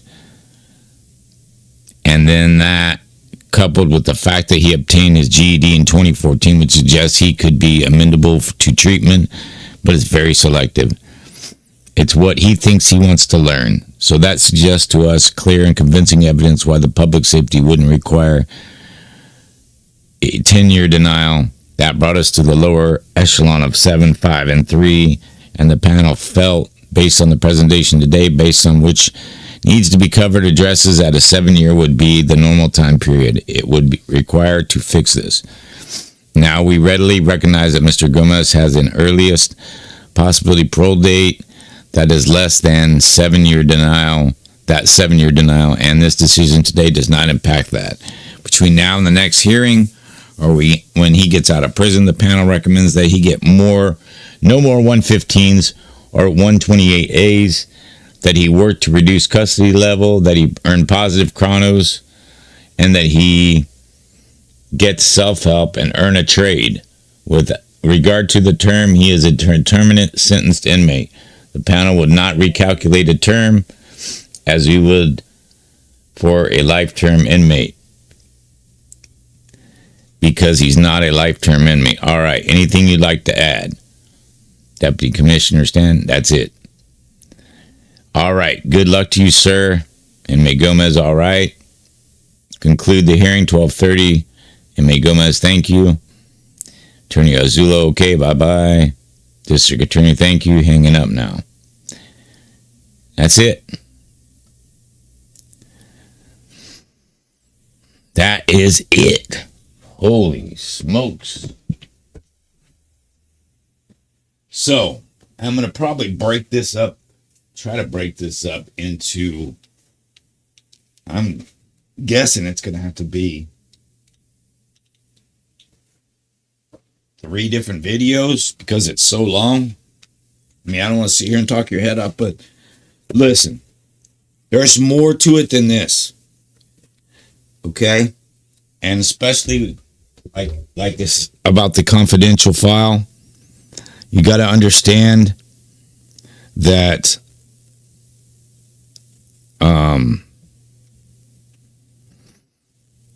this is what you're dealing with. No matter what, this is what you're dealing with. If you're supporting Exposed Tube, this man is the man behind the avatar. And this is just that. This isn't everything, but I mean, it does show his life history, but the denials of everything. You know what I mean? Let me get back onto my channel here, and then I can go ahead and shut this off. There we go. Man, I'm tired. That was a long video, 3 hours long. I've got to break it up into hour segments. Again, you know what? I will always, there's a place for people that he's in a dark spot. It sounds like he has been his whole life, and when he was in prison, he was in a dark area, and he dabbles in with the darkness and the evil and Satan. And you know what? This is what I could say. Step out of that darkness, man. Just look towards the light, because it's so much better. Satan or the devil is lies. He lies. He will manipulate you if you let him. But if you have God on your side and Jesus, whose name is above all names, he defeated Satan at the cross. That's all you need to know. It's done. So whatever you're getting in your head is all manipulation and lies. Anyways, I hope this helps some of you. Please, man, rethink. People can change, yes. But has he shown that he can change? I mean, that shows you right there out of, like I said, decades of that. And my eyes are red now. Decades of, almost 2 decades locked up. 2 decades. And after reading all that, and then if you go to his other page, you will see. You'll see that there's no change. He has to be in control. And if you noticed on his channel, the videos that I watched, or I've seen other people put out, other content creators put out, when somebody goes against him, he doesn't know what to do. Because he's losing control. Anyways, God bless everybody who watched this. I hope that I reached somebody out there, at least one person. And the truth is out. And again, there's more. There's more. That's just the parole transcript. But we'll see what happens, all the other stuff that I have and stuff that's still coming, and I don't want to have to go there, man. I hope this man can change his life. He wants to sit there and watch Dubs and watch him. Dubs was right, I don't want to sit here and talk about it because I get tired of people telling me, like, oh, because I say something about Fernando, then I'm a full supporter of Dubs and everything he did. He went SNY and he debriefed and da-da-da-da-da. Dude, I said it from the beginning before I knew anything about this cat. He's a J-cat. He's also a master manipulator, a narcissist. I said that from the beginning. Borderline, what is it? Sociopath. He's got social disorder. And so by him being behind the faceless that he does, and all these people follow him, and he's in control of that environment. That's his channel. He's in control of it. But if you notice the subliminals, I wanted to point out, I told you one of them was never forgive, never forget. That should be a red flag for you if you know God, okay? Because you forgive everybody. He does a commercial that he made up, this commercial that he does on his channel. It's 66.6 AM radio commercial that he did. Do you get the numbers? Did you not catch that? Did anybody not catch that? I don't know if anybody's caught that. There's a lot of subliminals that he's putting in to that exposed tube. And again, he has no room to talk about anything. And again, there's more than just this parole transcript. I don't want to have to go there. I don't want to have to keep doing it. But I'm trying to protect. His mission statement is protect women, children, from these people. But yet all he does is watch Gunner and Dubs. Let them do their own thing. I keep saying this to people. Dubs debriefing and all, that's old news, man. That's a year ago. If people want to keep going in on them, that's fine. But to have your whole channel, your mission statement is the helping, and then you're doing this, you're not, you got some, you have not changed. You have not changed. You have issues, mental health issues. And you know where the mental health issues come from? The devil, Satan. It gets stuff put in your head.